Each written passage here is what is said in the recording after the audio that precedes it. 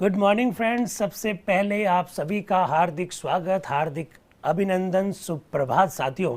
और डिजिटल मंच पर जुड़े, जूम पर जुड़े, यूट्यूब पर जुड़े सभी साथियों का यहाँ हार्दिक स्वागत है, हार्दिक अभिनंदन है।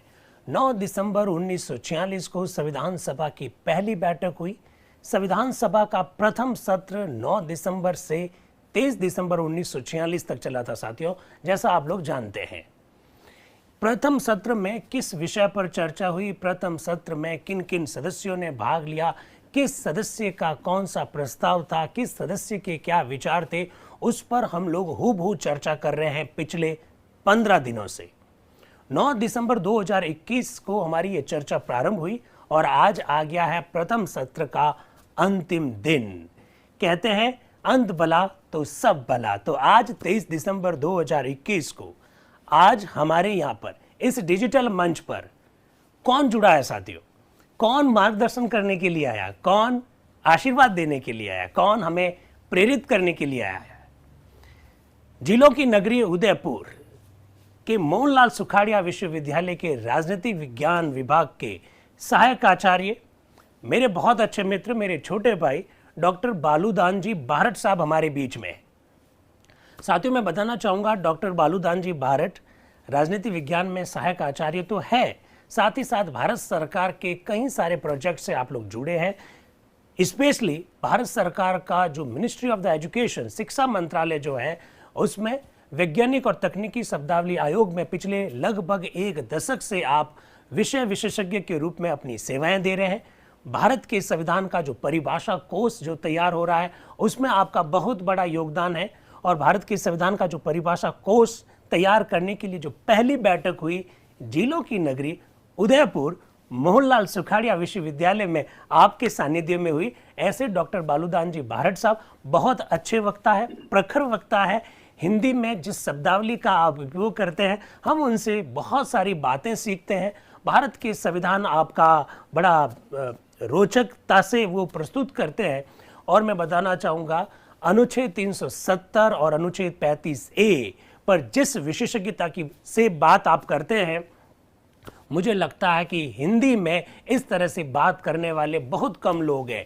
ऐसे डॉक्टर बालूदान जी बारट साहब आज हमारे बीच में हैं। सर, मैं इस डिजिटल मंच पर जूम के साथियों की ओर से और जो हमारे यूट्यूब के जो साथी हैं, उन सब की ओर से आपका हार्दिक स्वागत करता हूं, अभिनंदन करता हूं। Sir, thank you very much sir. Nehru studies centre के तत्वाधान में ये हम संविधान सभा का प्रथम सत्र पर हूबहू चर्चा कर रहे हैं। सर, हम ये जो चर्चा कर रहे हैं, आप जानते हैं कि ये हिंदुस्तान भर की ऐसी पहली वर्कशॉप है, ऑनलाइन वर्कशॉप है, जब संविधान सभा में किसने क्या कहा हूबहू वैसा का वैसा रखा जा रहा है। तो सर, मैं आज आपसे निवेदन करूंगा कि आज हमें आप मार्गदर्शन करें, हमारे ये जो विद्यार्थी, जो साथी जो जुड़े हुए हैं, उन्हें आप आशीर्वाद करें, आशीर्वाद प्रदान करें। डॉक्टर बालूदान बारट साहब। Thank you Dinesh sir, thank you. मेरा जो है एकमात्र परिचय ये है कि दिनेश जी का मित्र हूं मैं। और सबसे पहले तो नेहरू स्टडी सेंटर जोधपुर विश्वविद्यालय और उसके डायरेक्टर दिनेश सर को बहुत बधाई कि इस तरह का नवाचार कि संविधान निर्मात्री सभा किस तरह से संचालित हो रही थी और भारत का संविधान किस तरह से बना, इसका एक जीवंत परिदृश्य जो है आप विद्यार्थियों के सामने डिजिटल मंच से रख रहे हैं। यदि ये ऑफलाइन होता तो हो सकता है इसके लाभार्थियों की संख्या केवल जोधपुर तक सीमित रहती। सौभाग्य से आप इस डिजिटल मोड पे है तो पूरे राजस्थान, और मुझे भरोसा है कि राजस्थान के बाहर के जो विद्यार्थी है जो संविधान में रुचि रखते हैं, ऐसे सारे लोग जो है इस बहस को सुन रहे होंगे, समझ रहे होंगे और संविधान निर्माण की जो पृष्ठभूमि है उस पृष्ठभूमि से अवगत हो रहे होंगे। मुझे इस पूरे 15 दिन की जो ये कार्यशाला है, उस कार्यशाला के अंतिम दिन जुड़ने का अवसर मिला है। मैं समझता हूं कि पिछले 15 दिन में दिनेश सर ने और बाकी जो अन्य हमेशा नए वक्ता के रूप में जो भी जुड़े होंगे, उन्होंने संविधान निर्माण की पूरी पृष्ठभूमि, संविधान के जो आदर्श है, संविधान के जो सिद्धांत है, उसका सैद्धांतिक, व्यवहारिक, दार्शनिक जो पक्ष है, उन सब से आप अवश्य लाभान्वित हुए होंगे। मैं 10-1 मिनट कोई मोटी मोटी बातें संविधान में जो उद्देश्य प्रस्ताव नेहरू जी ने रखा था, उसके आधार पर संविधान की प्रस्तावना का निर्माण हुआ और वो प्रस्तावना हमारा एक तरीके से पैरामीटर है, मापदंड है संविधान को नापने का, संविधान को मूल्यांकित करने का। तो उस संदर्भ में हम कुछ चर्चा करेंगे। सबसे पहले मैं ये कह देता हूं कि यदि नेहरू अलग तरह के व्यक्ति होते तो भारत अलग तरह का देश होता। पूरी जो संविधान का निर्माण हुआ और उसके बाद जो शासन व्यवस्था संचालित हुई, जिन संस्थाओं का निर्माण हुआ, जो एक ढांचा, एक बुनियादी आधार देश को चलाने का बना, उस पूरे ढांचे पर चाहे विदेश नीति हो चाहे आंतरिक नीति हो, उस पर नेहरू का प्रत्यक्ष प्रभाव परिलक्षित है और वो आज तक है, हमेशा रहेगा। तो नेहरू अलग तरह के व्यक्ति होते तो भारत आज अलग तरह का देश होता। लेकिन हमने जो है संविधान निर्माण के साथ ही लोकतंत्र की स्थापना की। एक ऐसा राष्ट्र जो 800 वर्षों तक पराधीन रहा, जिसका दुनिया के सबसे भीषणतम तरीके से शोषण हुआ, औपनिवेशिक सत्ता ने जिसको स्वशासन के योग्य ही नहीं समझा हो, जहां पर लाखों लोगों को केवल अपनी आस्था के आधार पर प्राणों की आहुति देनी पड़ी हो, ऐसे देश में लोकतंत्र की स्थापना पूरी दुनिया के लिए तो हैरानीजनक था ही, भारत के अंदर भी बहुत सारी आशंकाएं थी, बहुत सारा संकोच था, बहुत सारी चिंताएं थी कि भारतीय लोकतंत्र जो है वो सफल नहीं होगा। लेकिन लोकतंत्र के जो व्यापक अर्थ है, उसमें एक अर्थ जो है यह है कि लोकतंत्र वाकई जो है डिलीवरी ऑफ जस्टिस, जो न्याय की अवधारणा है, उस न्याय की अवधारणा को स्थापित करने का कार्य भी करता है। और जैसा आप सब लोग प्रस्तावना पर चर्चा कर ही चुके होंगे पिछले 15 दिन में, जो संविधान की प्रस्तावना है, वह प्रस्तावना मूलतः 3 तरह के न्याय की बात करती है: सामाजिक लोकतंत्र, आर्थिक लोकतंत्र और राजनीतिक लोकतंत्र। जहां तक सामाजिक लोकतंत्र की बात है, यह स्वीकार करने में कोई संकोच नहीं होना चाहिए कि हमने ऐसा एक सिस्टम, एक परंपरा के नाम पर, रिवाज के नाम पर ऐसी एक कुरीति, ऐसा एक सिस्टम स्वीकार कर लिया था कि हमारे यहाँ पर कुएं या तालाब में कोई पशु पानी पीकर चला जाता था, कोई गाय भैंस बकरी पानी पीकर चला जाता था, लेकिन समाज के एक हिस्से को हमने यह कह दिया कि आप इस कुएं से पानी नहीं भर सकते, आप इस तालाब से पानी नहीं भर सकते, यहाँ तक कि आपकी छाया मात्र से हम अपवित्र हो जाएंगे और वापस पवित्र होने के लिए हमें गंगा जल के पानी का छिड़काव करना होगा। इस तरह का जो है हमने एक सिस्टम समाज के अंदर स्वीकार हो गया था।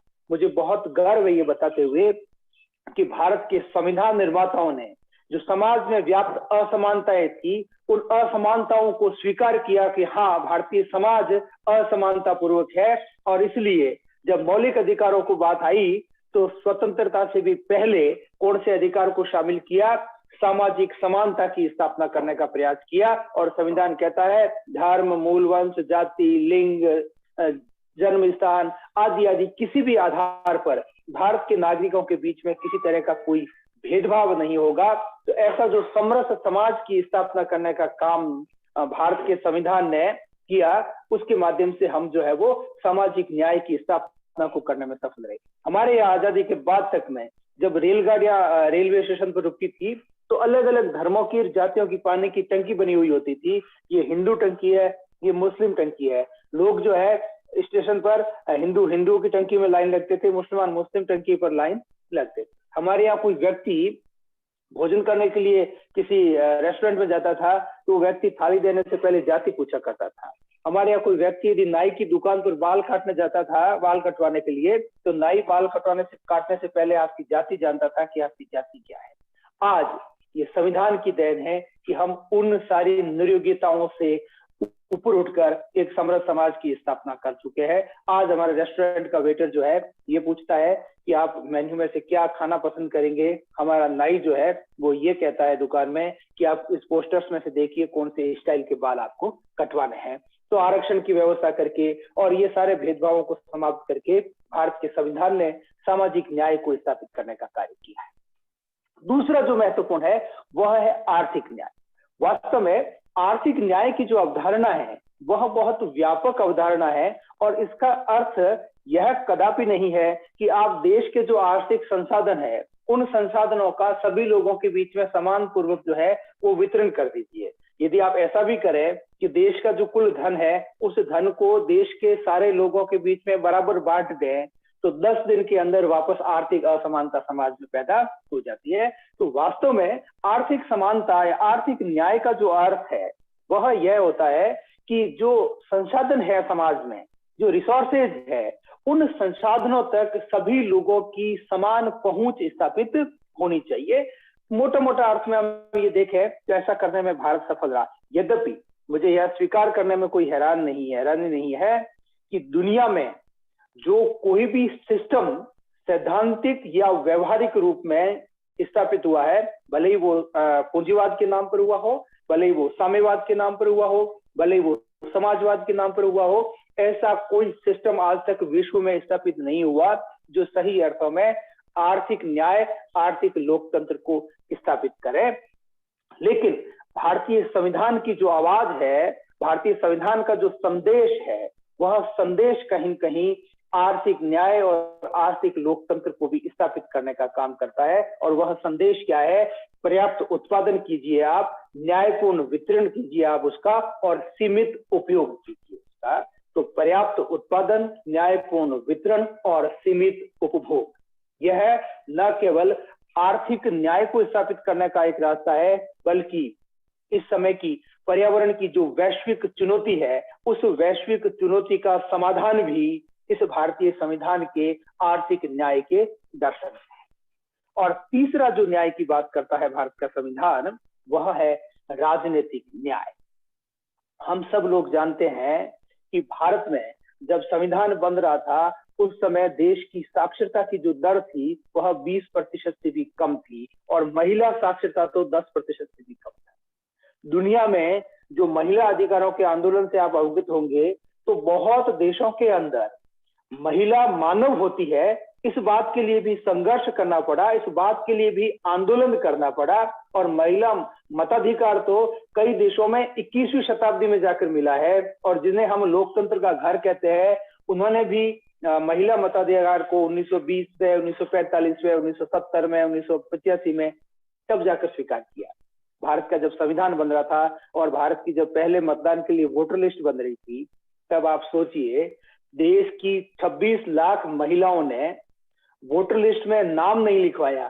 क्यों नाम नहीं लिखवाया? क्योंकि जो मतदान कर्मी थे, वोटर लिस्ट तैयार करने वाले, उन्होंने जब उनका नाम पूछा और साथ में उनके पति का नाम पूछा तो उन्होंने अपने पति का नाम बताने से मना कर लिया, क्योंकि हमारे यहाँ ये मान्यता थी कि पति का नाम यदि महिला बताएगी तो उसकी उम्र कम हो जाए। इतनी कम जागरूकता, इतनी कम साक्षरता कि 26 लाख महिलाओं का इस कारण से वोटर लिस्ट में नाम शामिल नहीं हुआ। बावजूद इसके भारत के संविधान ने एक ही झटके में महिला मताधिकार को स्वीकार किया। ये दुनिया के लोकतंत्र का सबसे बड़ा उदाहरण था और हम सब के लिए गर्व करने वाली बात थी। और न केवल वोट देने का अधिकार दिया, बल्कि समान रूप से निर्वाचित होने का अधिकार भी दिया। और आगे जाकर जो पंचायती राज के आरक्षण का सारा सिस्टम लागू हुआ, उस व्यवस्था के कारण ये हुआ कि आज देश के अंदर 35 लाख से अधिक महिलाएं जो है निर्वाचित होकर इस राजनीतिक व्यवस्था का अनिवार्य हिस्सा बनी है। तो इस तरह से हमने सार्वभौमिक वयस्क मताधिकार को देकर और सभी लोगों को बिना भेदभाव के निर्वाचित होने का अधिकार देकर सही अर्थों में राजनीतिक न्याय की भी स्थापना करी है। तो मेरे कहने का आशय यह है कि संविधान की प्रस्तावना जिस सामाजिक, जिस आर्थिक और जिस राजनीतिक न्याय को स्थापित करने का बात करती है, भारत का संविधान उन सबको स्थापित करने में सफल रहा है। फिर भारत के संविधान का जो अंतिम उद्देश्य है, वह अंतिम उद्देश्य क्या था? राष्ट्र की एकता और अखंडता को सुनिश्चित करने वाली बंधुता बढ़ाना। ये राष्ट्र अखंड रहे, ये राष्ट्र एक रहे। ये कैसे एक रहेगा, कैसे अखंड रहेगा? हमारे साथ जो पाकिस्तान बना वो केवल भाषाई विविधता के कारण, क्योंकि पूर्वी पाकिस्तान और पश्चिमी पाकिस्तान की भाषाएं अलग अलग थी, उस कारण से वो 30 साल के अंदर विभाजित हो गया। भारत इतनी विशाल भूभाग वाला देश है, इतनी भौगोलिक विविधताएं हैं, इतनी भाषाई विविधताएं हैं, इतनी धार्मिक विविधताएं हमारे यहाँ पर है, इतनी सांस्कृतिक विविधता हमारे पास में रही है। हमारे यहाँ प्रत्येक जब अकाल हुआ तो अकाल के बाद ये भविष्यवाणी हुई कि ये देश टूट जाएगा। प्रत्येक प्रधानमंत्री की मृत्यु के साथ में हमारे यहाँ ये आशंकाएं जो है वो प्रकट करी जाने लगी कि यहाँ पर सैनिक तंत्र की स्थापना हो जाएगी। प्रत्येक चुनाव के साथ में हमारे यहाँ ये शंकाएं व्यक्त की जाने लगी कि देश में आपातकाल लग जाएगा, देश का लोकतंत्र खतरे में है, लोकतंत्र आगे नहीं बढ़ेगा। इतनी विविधताओं के बावजूद, इतनी चुनौतियों के बावजूद भी ये राष्ट्र आज तक न केवल अखंड है बल्कि एक भी है। तो यह किस कारण से संभव हुआ है? वो संविधान के कारण संभव हुआ है। और संविधान ने कितनी खूबसूरत व्यवस्था करी। मैं कहता हूं कि जो पहला ही भाग है और पहला ही अनुच्छेद है, India that's Bharat shall be union of state, Bharat राज्यों का संघ होगा। दिनेश जी ने बहुत खूबसूरती से इसको समझाया होंगे, या जब भी अवसर मिलता है वो समझाते ही है इस बात को। भारत संघीय व्यवस्था नहीं करके संविधान क्या कहता है? भारत राज्यों का संघ होगा। राज्यों का संघ होने का अर्थ ये हुआ कि हमने न तो अमेरिका का वो सिस्टम स्वीकार किया कि भाई हमारे यहाँ अविनाशी राज्य है और अविनाशी संघ है, न हमने सोवियत मॉडल को स्वीकार किया कि अविनाशी राज्यों का विनाशी संघ है, बल्कि हमने ये कहा कि भारत का जो संघ है वो संघ राज्यों के आपसी समझौते का परिणाम नहीं है बल्कि स्वाभाविक संघ है। और जब समझौता नहीं है तो किसी राज्य को भारत संघ से अलग होने का भी अधिकार नहीं है। ये राजस्थान ने तय नहीं किया है कि हम कोई शर्त तय करते हैं कि हम भारत संघ में शामिल होंगे। तो जब आपने ऐसा समझौता नहीं किया तो राजस्थान को यह अधिकार नहीं है कि वो भारत संघ से अलग हो। तो हमने यूनियन ऑफ द स्टेट, राज्यों का संघ, ऐसा कहकर हमने किस व्यवस्था की स्थापना करी? हमने विनाशी राज्यों के अविनाशी संघ को स्थापित किया है। इसका अर्थ यह होता है कि भारत के किसी भी भूभाग को इस देश से अलग होने का अधिकार नहीं है। तो नागरिकों के स्तर पर हमने सामाजिक, आर्थिक और राजनीतिक लोकतंत्र को, न्याय को स्थापित करने का काम किया। और राष्ट्रीय स्तर पर भारत के संविधान ने इतनी विविधताओं और विशालता इन सब के बावजूद भी देश को एकता रखा, देश को अखंडता के रूप में रखा। ये संविधान की बहुत बड़ी उपलब्धि है।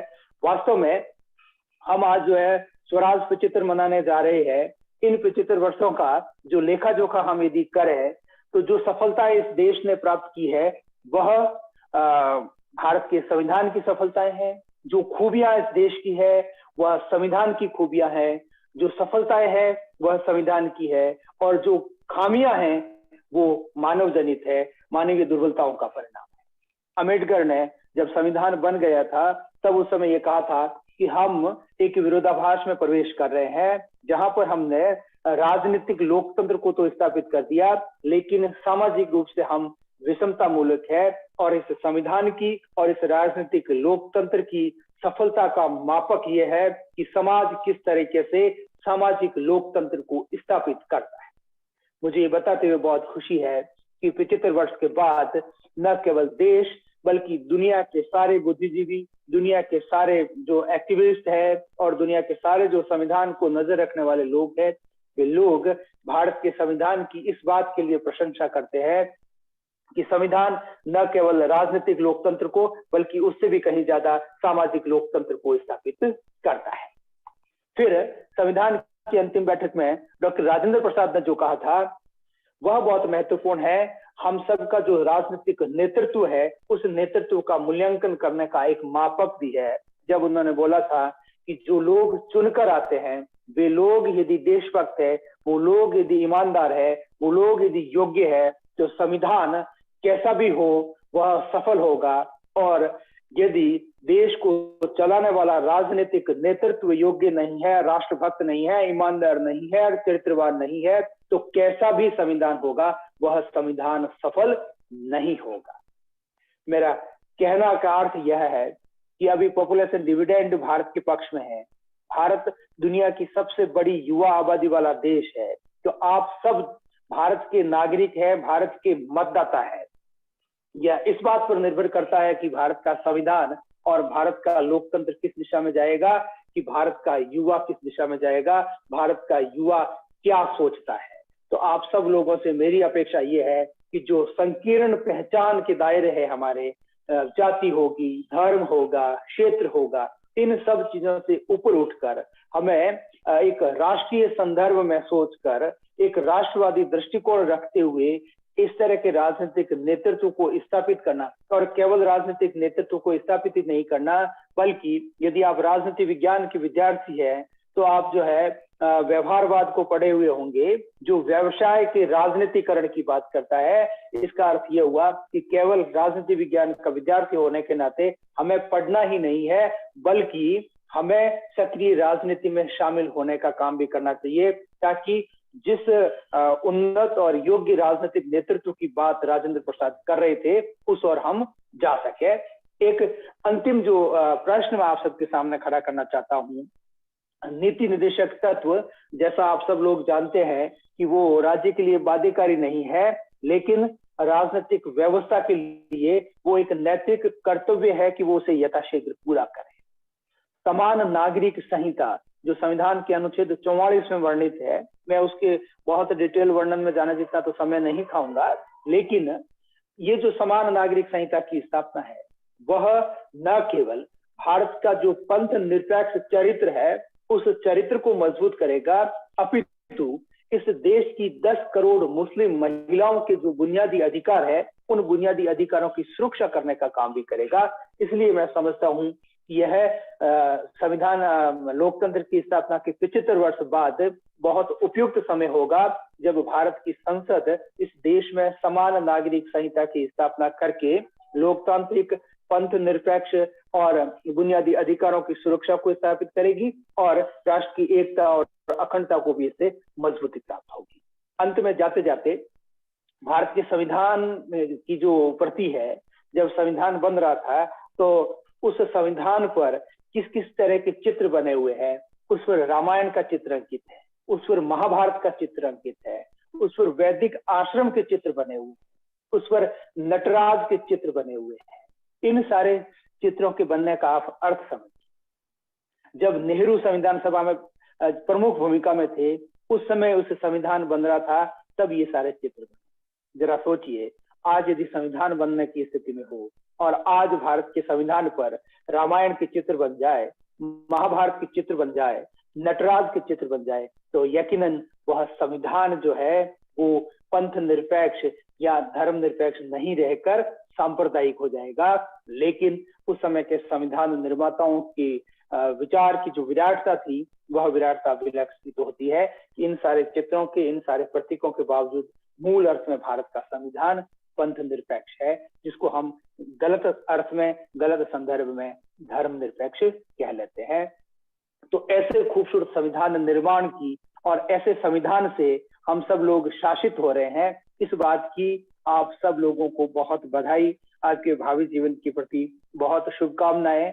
दिनेश जी ने बहुत ही रोचक, बहुत ही जो है एक मैं कहता हूं कि नवीन तरह की पहल करके पूरे देश में एक उदाहरण प्रस्तुत किया है। इस तरह की कॉन्स्टिट्यूशनल असेंबली की जो डिबेट है उसका लाइव आपके सामने करके मेरा दिनेश जी से फिर से ये अपेक्षा रहेगी कि इन फ्यूचर आप इस तरह की योजना, कार्य योजना पर भी काम करें। हम सब मिलकर इसको पूरा करने का प्रयास करेंगे कि अलग अलग जो मूल अवधारणाएं संविधान की है, पंथ निरपेक्षता पर संविधान निर्माता सभा में क्या डिबेट हुई, मौलिक अधिकारों को लेकर क्या डिबेट हुई, नीति निर्देशक तत्वों को लेकर वहां पर क्या बहस हुई, तो ऐसे संविधान के अलग अलग टॉपिक्स पे क्या वहां डिस्कशन हुआ, उससे भी हम विद्यार्थियों को अवगत कराने का प्रयास करें। आप सब लोगों ने बहुत धैर्य से मुझे सुना, मुझे जो समय दिया था उस समय को पार करके मैंने जो है उल्लंघन किया, उसके लिए क्षमा चाहता हूँ। दिनेश जी को पुनः बधाई देते हुए और आप सभी के प्रति शुभकामनाएं व्यक्त करते हुए अपनी बात को समाप्त करता हूँ। जय हिंद।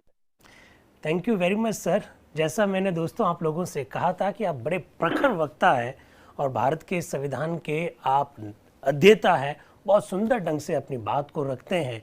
भारत के संविधान की खूबसूरतियों को जिस अंदाज में आपने हमारी युवा पीढ़ी के सामने रखा सर, मैं उसके लिए आपका बहुत बहुत आभार व्यक्त करता हूँ।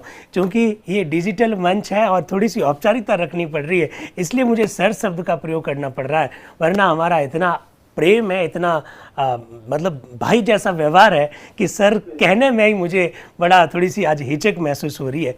ऐसे बालूदान जी भारट साहब बहुत सुंदर ढंग से अपनी बात को रखा। सर, आपने जो बात रखी है कि आगे इस तरह की बातें आप करें, तो मैं इस मंच से, हालांकि आज लास्ट दिन है इस प्रथम सत्र का, मैं ये सारी घोषणा करने वाला था, लेकिन मैं अभी से, चूंकि आपने सुझाव दे दिया, इनपुट आपका आ गया है, तो सर मैं ये बात बताना चाह रहा हूँ कि 4-5 प्रोजेक्ट हमारे दिमाग में चल रहे हैं। एक, संविधान सभा के 12 के 12 जो सत्र हैं, जैसी चर्चा हम लोग प्रथम सत्र पर कर रहे हैं, वैसे की वैसी चर्चा हम रखना चाह रहे हैं। पहला प्रोजेक्ट तो हमारे सामने ये है। मुझे मालूम है ये बहुत कठिन काम है, 185-87 दिन बात करना बहुत कठिन काम है, लेकिन कोशिश कर रहे हैं, जितना युवा पीढ़ी सहयोग कर रही है उस हिसाब से शायद हम लोग इस मिशन में सफल हो जाएंगे।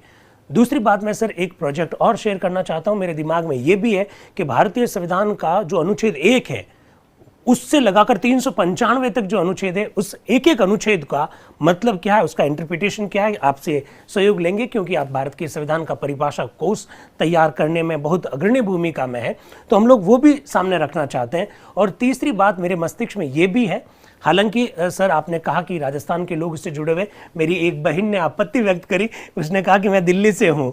इसी प्रकार से यूपी से भी है, बिहार से भी है और हरियाणा से भी हमारे साथी है। तो मैं 4 से 5 राज्य के लोग इन बात को सुन रहे हैं, लेकिन इसमें कोई दो राय नहीं है कि ज़्यादातर लोग जो सुनने वाले हैं वो राजस्थान के हैं। तो मेरे दिमाग में सर एक प्रोजेक्ट ये भी है कि क्यों ना राजस्थानी भाषा में भारत का संविधान सामने रखा जाए, तो मुझे लगता है कि और ज़्यादा प्रभावशाली भूमिका में आ सकता है। सर, जो आपने डॉक्टर राजेंद्र प्रसाद जी का जो संकेत किया, उन सब का निष्कर्ष यही आता है कि अगर हम लोग संविधान के जो दर्शन है, जिस पर आपने बहुत सुंदर ढंग से अपना वक्तव्य दिया, उस संविधान का दर्शन अगर हम लोग आम लोगों तक लेकर जाए, तो मुझे लगता है कि ये बहुत बड़ी सेवा हो सकती है। राष्ट्र निर्माण करने के अलग अलग तरीके अलग अलग लोगों ने अपना रखे हैं। मुझे लगता है कि राष्ट्र निर्माण इस तरीके से भी बहुत बेहतर ढंग से किया जा सकता है। मैं इस डिजिटल मंच से, जूम के साथियों की ओर से, मेरे नेहरू स्टडी सेंटर की ओर से, मेरे यूट्यूब के जो साथी जुड़े उन सब की ओर से सर मैं आपका बहुत आभार व्यक्त करता हूं, और बिल्कुल हक के साथ कह सकता हूं कि आप आगे भी इसी तरह से हमारा मार्गदर्शन करने के लिए जुड़ते रहेंगे। Thank you very much sir. Thank you so much Dinesh sir, thank you, पूरी टीम को बहुत बधाई। Thank you sir. तो साथियों, आप थे डॉक्टर बालूदान जी भारट साहब, और आज आपने हमारा जो मार्गदर्शन किया उसके लिए मैंने आपका आभार व्यक्त कर दिया है। अब मैं सीधा आ जाता हूं 23 दिसंबर 1946 को संविधान सभा में क्या हुआ उस विषय पर चर्चा करने के लिए। आप लोग शायद तैयार हैं, मैं ऐसा मान के चल रहा हूं। दोस्तों, जैसा आप लोग जानते हैं, 21 दिसंबर से ही संविधान सभा जो है एक कमेटी बन गई है, ऐसा आप लोग जानते हैं। 15 सदस्य, जिसमें सभापति अलग है, उन 16 लोगों ने जो नियम बनाए थे, उन नियमों पर विचार करने के लिए संविधान सभा ने अपने आप को एक समिति के रूप में बना रखा है। ऐसा हम लोगों ने चर्चा करते हुए आप लोगों को बताया था। 21 दिसंबर से ही, 21 दिसंबर को कुछ मुद्दों पर चर्चा हुई, और उसके बाद में 21 दिसंबर से ही संविधान सभा खुद एक कमेटी बन गई है, जो नियम समिति के द्वारा बनाए गए नियमों पर एक एक करके विचार कर रही है और उसे स्वीकार कर रही है, उसे पारित कर रही है। साथ ही साथ संविधान सभा के जो अन्य सदस्य हैं उनके संशोधनों पर भी चर्चा की जा रही है। अगर लगता है तो उन संशोधनों को स्वीकार भी किया जा रहा है। दूसरी बात मैं जो आज कहना चाहता हूं, जिससे कि आपको बिल्कुल एकदम स्पष्ट हो जाए, और वो बात साथियों ये है कि 9 दिसंबर 1946 को संविधान सभा की जब पहली बैठक हुई, तो उस दिन संविधान सभा में 207 यानी 207 सदस्यों ने भाग लिया था। 207 सदस्यों ने भाग लिया, और आज आ गया है पत्र लिया जाता है, उसके हस्ताक्षर करवाए जाते हैं। आप लोगों को शायद याद होगा, तो 207 लोगों के परिचय पत्र लिए गए, उनके हस्ताक्षर करवाए गए 9 दिसंबर 1946 को। और आप लोग जानते हैं कि 17 दिसंबर 1946 को हमारी संविधान सभा में एक नई मेंबर आई थी, विजय लक्ष्मी पंडित। याद आया आपको? एक मेंबर आई, तो 207 में एक जोड़ दिया तो भगाराम जी कितना हुआ जरा बताइएगा? 208 हो गए। यानी 17 दिसंबर 1946 तक संविधान सभा में 208 मेंबर हो गए। 207 पहले से और एक मेंबर और जुड़ गया, विजय लक्ष्मी पंडित, तो 208 हो गए। इसके बाद में साथियों 21 दिसंबर 1946 को संविधान सभा में 2 लोग और आए थे, और उनके बारे में भी आपको बताया था। 2 लोग आए थे, एक का नाम था राजकुमारी अमृता कौर और दूसरे का नाम था पद्मपत सिंघानिया जी। दोनों नाम आप लोगों के सामने रखे गए। 208 पहले से है और 2 नाम और जुड़ गए, तो टोटल कितने हो गए? 210। 207 पहले से, 208वां नाम हो गया विजय लक्ष्मी पंडित जी का, 209वां हो गया राजकुमारी अमृता कौर का, और 210वां हो गया पद्मपत सिंघानिया जी। यानी संविधान सभा में 210 मेंबर है। आज 23 दिसंबर है। क्या आज कोई नया मेंबर आया? बिल्कुल नया मेंबर नहीं आया आज। अभी मैं बता दूंगा, 23 दिसंबर 1946 संविधान सभा के प्रथम सत्र का अंतिम दिन, कोई नया मेंबर नहीं आया। इसका मतलब प्रथम सत्र में, संविधान सभा के प्रथम सत्र में कुल सदस्यों ने जो भाग लिया उनकी संख्या है 210। 210 संख्या है।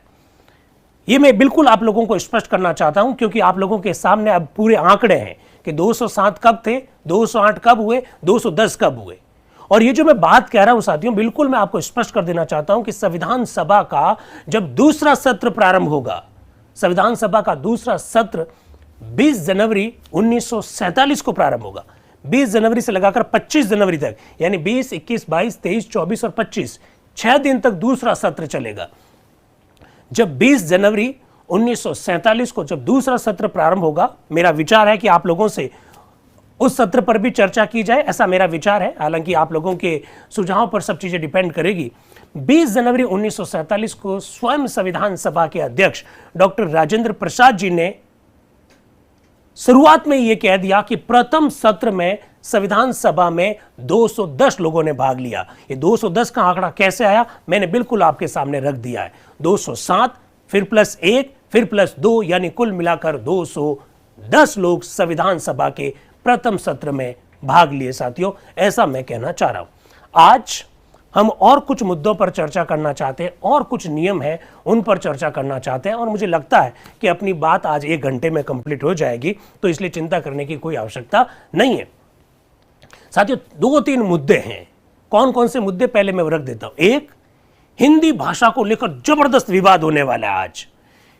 संसद की जो संविधान सभा की जो कार्यवाही है वो किस भाषा में हो, इसको लेकर आज जबरदस्त विवाद होने वाला है। और मैं ये चाह रहा हूं कि वो जो कुछ भी चर्चा, जो कुछ भी बहस हुई, वो हूबहू आपके सामने बिना किसी को छोड़े हुए पूरी की पूरी आपके सामने रखी जाए, ताकि आपको मालूम पड़ सके कि हिंदी को लेकर संविधान सभा में, हिंदुस्तानी भाषा को लेकर संविधान सभा में, अंग्रेजी भाषा को लेकर संविधान सभा में कब कब किस किस सदस्य ने क्या क्या कहा। तो आज 23 दिसंबर को हम हिंदुस्तानी, हिंदी, उर्दू, अंग्रेजी भाषा को लेकर जो बातचीत हुई उस पर बात करेंगे पहले।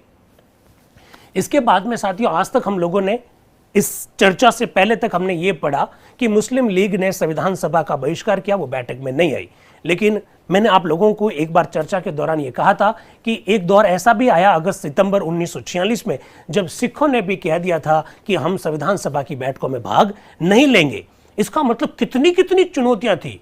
आज नाम समेत बताएंगे कि संविधान सभा के किस सिख सदस्य ने संविधान सभा की प्रथम बैठक के बारे में क्या कहा, उस पर भी हम लोग चर्चा करेंगे।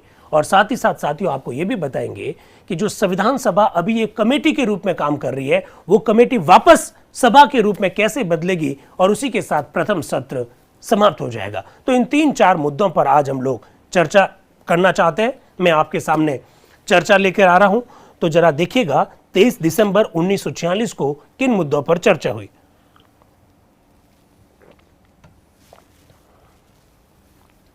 ये लीजिए, गोपनीय है, केवल मेंबर के निजी उपयोग के लिए है। भारतीय विधान परिषद, सोमवार है उस दिन 23 दिसंबर 1946। भारतीय संविधान सभा की बैठक माननीय डॉक्टर राजेंद्र प्रसाद के सभापतित्व में 11 बजे कॉन्स्टिट्यूशन हॉल नई दिल्ली में हुई। सभा की कार्यवाही बंद कमरे में हुई। ठीक है, इसके बाद में ये कार्यवाही हो रही है, और जो महत्वपूर्ण बात है उस पर सीधा आ जाते हैं हम लोग, और वो महत्वपूर्ण बात है नियम 18।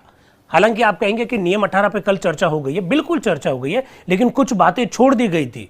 क्या छोड़ दी गई थी, आज उसी पर चर्चा करते हैं। नियम 18 के बारे में के.एम. मुंशी जी, बार बार के.एम. मुंशी जी का नाम आ रहा है, क्योंकि के.एम. मुंशी जी है जो सारे प्रस्ताव रख रहे हैं। क्या कह रहे हैं, अब मैं नियम 18 को लेता हूं, अर्थात सभा में कौन सी भाषा उपयोग में की जाएगी, ये एक बड़ा मनोरंजक विषय है, ऐसा मुंशी जी बोलते हैं। फिर वो कहते हैं, श्रीमान मैं प्रस्ताव करता हूं कि ये नियम इस थोड़े से परिवर्तन के अतिरिक्त जो मुझे भी स्वीकार है के साथ स्वीकार किया जाए। वो ये कह रहे हैं कि साहब, ये जो नियम 18 है जो कि भाषा से संबंधित है, अर्थात संविधान सभा में किस भाषा का प्रयोग किया जाएगा उससे संबंधित है। सर मैं ये नियम रखने जा रहा हूँ और मैं चाह रहा हूँ कि आप इस प्रस्ताव को, इस नियम को स्वीकार कर लीजिए, लेकिन थोड़ा सा चेंज है। चेंज क्या है कि सभा के सरकारी रिकॉर्ड, जो शब्दावली लिखी हुई है उसकी जगह पर लिख दीजिए सभा की कार्यवाही के सरकारी रिकॉर्ड, शब्द जोड़ दिया जाए। अन्यथा सभा की समस्त लिखा पढ़ी इत्यादि तीनों भाषाओं में करनी होगी। वो कह रहे हैं कि सर हमने पहले नियम में ये लिख दिया कि सभा के सरकारी रिकॉर्ड तीनों भाषाओं में रखे जाएंगे। अगर आप लोगों को कल याद हो तो मैंने आपको बताया था कि हिंदी में रखे जाएंगे, उर्दू में रखे जाएंगे, अंग्रेजी में रखे जाएंगे, इस पर हमने चर्चा की थी। तो वो कह रहा है कि सर इसमें थोड़ी सी दिक्कत हो गई। इसमें क्या दिक्कत हो गई कि जब हम लोग ये कहते हैं कि सभा के सरकारी रिकॉर्ड तीनों भाषा में रखे जाएंगे, इसका मतलब संविधान सभा में जो कुछ भी होगा वो सब कुछ तीनों भाषाओं में होगा। इससे हमारा बर्डन बढ़ जाएगा। तो हम लोग चाहते हैं कि सभा की कार्यवाही के सरकारी रिकॉर्ड को तीनों भाषाओं में रखा जाएगा, यानी जो कार्यवाही जो हुई है उसी को 3 भाषाओं में रखा जाएगा। इस प्रकार की शब्दावली जोड़ दीजिए, ऐसा मुंशी जी खुद कह रहे हैं।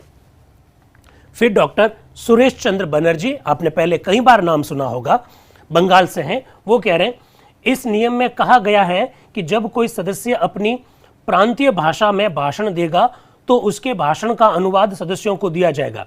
क्या मैं जान सकता हूं ये अनुवाद कब दिया जाएगा? अगर आप लोगों को साथियों याद हो तो कल डॉक्टर राजेंद्र प्रसाद जी ने अध्यक्ष के रूप में ये कहा था कि मैं मातृभाषा में बोलने की परमिशन दे दूंगा और अगर कोई मातृभाषा में बोलता है तो उसका ट्रांसलेटेड कॉपी जो है वो सदस्यों में बांट दी जाएगी, उसका अनुवाद कर देंगे। अगर कोई तमिल में बोलता है, कोई मलयालम में बोलता है, कोई तेलुगु में बोलता है, कोई कन्नड़ में बोलता है, कोई बंगाली में बोलता है, कोई आसामी में बोलता है और उसको अन्य सदस्यों को वो भाषा समझ में नहीं आ रही है तो हम उसका अनुवाद करके सदस्यों को दे देंगे। तो सुरेश चंद्र बनर्जी ने कहा कब दे देंगे? क्या हाथों हाथ दे देंगे या 2 दिन बाद में, 4 दिन बाद में, कब दिया जाएगा? ये सुरेश चंद्र बनर्जी का प्रश्न है। साथियों भाषा पर मैं स्पष्ट रूप से पूरे विचार आपके सामने रखना चाह रहा हूं। तो अब के मुंशी जी बोलते हैं जब बहस चल रही होगी तब दे देंगे, जब बहस चल रही है उसी समय दे देंगे। जब कोई माननीय सदस्य अपनी भाषा में बोलेंगे तो अन्य सदस्यों के लाभ के लिए उनके भाषण का अनुवाद उसी समय बांट दिया जाएगा, यह उद्देश्य है। उसके बाद यह अनुवाद सभा की कार्यवाही में शामिल कर लिया जाएगा। सुरेश चंद्र बनर्जी ने कहा कि ट्रांसलेट करके कब दोगे? तो के मुंशी जी कह रहे हैं हाथों हाथ ही दे देंगे। वो सदस्य अपना बात रख रहा होगा, उसी दौरान ट्रांसलेट करके सारे सदस्यों को बांट दिया जाएगा। आज बहुत रोचक बात बताने वाला हूं, आप देखिएगा कि भाषा को लेकर क्या बातें हुई जिसकी वजह से संविधान में यह प्रावधान है, आज ये स्पष्ट हो जाएगा। अब डॉक्टर सुरेश चंद्र बनर्जी बोलते हैं श्रीमान, इसके बाद नियम में कहा गया है कि भाषण का सारांश सदस्यों द्वारा प्रयुक्त भाषा से भिन्न भाषा में होगा। क्या इसका अभिप्राय हिंदुस्तानी अथवा अंग्रेजी में से किसी एक से है? वो कह रहे हैं कि सर नियम में यह लिखा हुआ है कि जो सदस्य मातृभाषा में अपना भाषण बोलेगा उसका जो सारांश है वो सारांश सदस्यों को दिया जाएगा भिन्न भाषा में। तो भिन्न का मतलब क्या है? भिन्न भाषा का मतलब क्या, हिंदुस्तानी है या अंग्रेजी है? ये थोड़ा सा हमको बता दीजिए। तो मैं ये पूछना चाह रहा हूं कि भाषण का सारांश हिंदुस्तानी में होगा या अंग्रेजी में? तो के मुंशी जी इसका जवाब दे रहे हैं। इस विषय पर हमने बहुत समय तक विचार विनिमय किया है। इस संबंध में इतने अधिक विरोधी दृष्टिकोण है कि हमने ये फैसला किया है कि इन परिस्थितियों में सबसे उत्तम उपाय यही होगा कि सारी बात सभापति की इच्छा पर छोड़ दी जाए। वो कह रहे हैं कि साहब हमने इस पर कमेटी में खूब डिस्कशन किया है। 16 लोगों की कमेटी थी सभापति समेत, तो 16 लोगों की कमेटी में खूब डिस्कशन हुआ और हमने ये फैसला किया है कि इसका कोई मतलब नहीं है, ये सारी बातें किसके ऊपर छोड़ दी जाए, जो उस समय संविधान सभा की सभापतित्व कर रहा होगा उसके ऊपर छोड़ दी जाए। तो अब सेठ गोविंद दास आ रहे हैं और यहीं से भाषा को लेकर बहुत सारे विचार आपको जानने को मिलेंगे। सेठ गोविंद दास क्या कह रहे हैं, उनके शब्दों को जरा सुनिएगा। सेठ गोविंद दास मध्य प्रांत और बराड़ से आते हैं। वे कह रहे हैं सर मैं निम्न संशोधन पेश करता हूं। फिर वो अपना संशोधन बोल रहे हैं, मैं एज इट इज आपके सामने रखना चाह रहा हूं।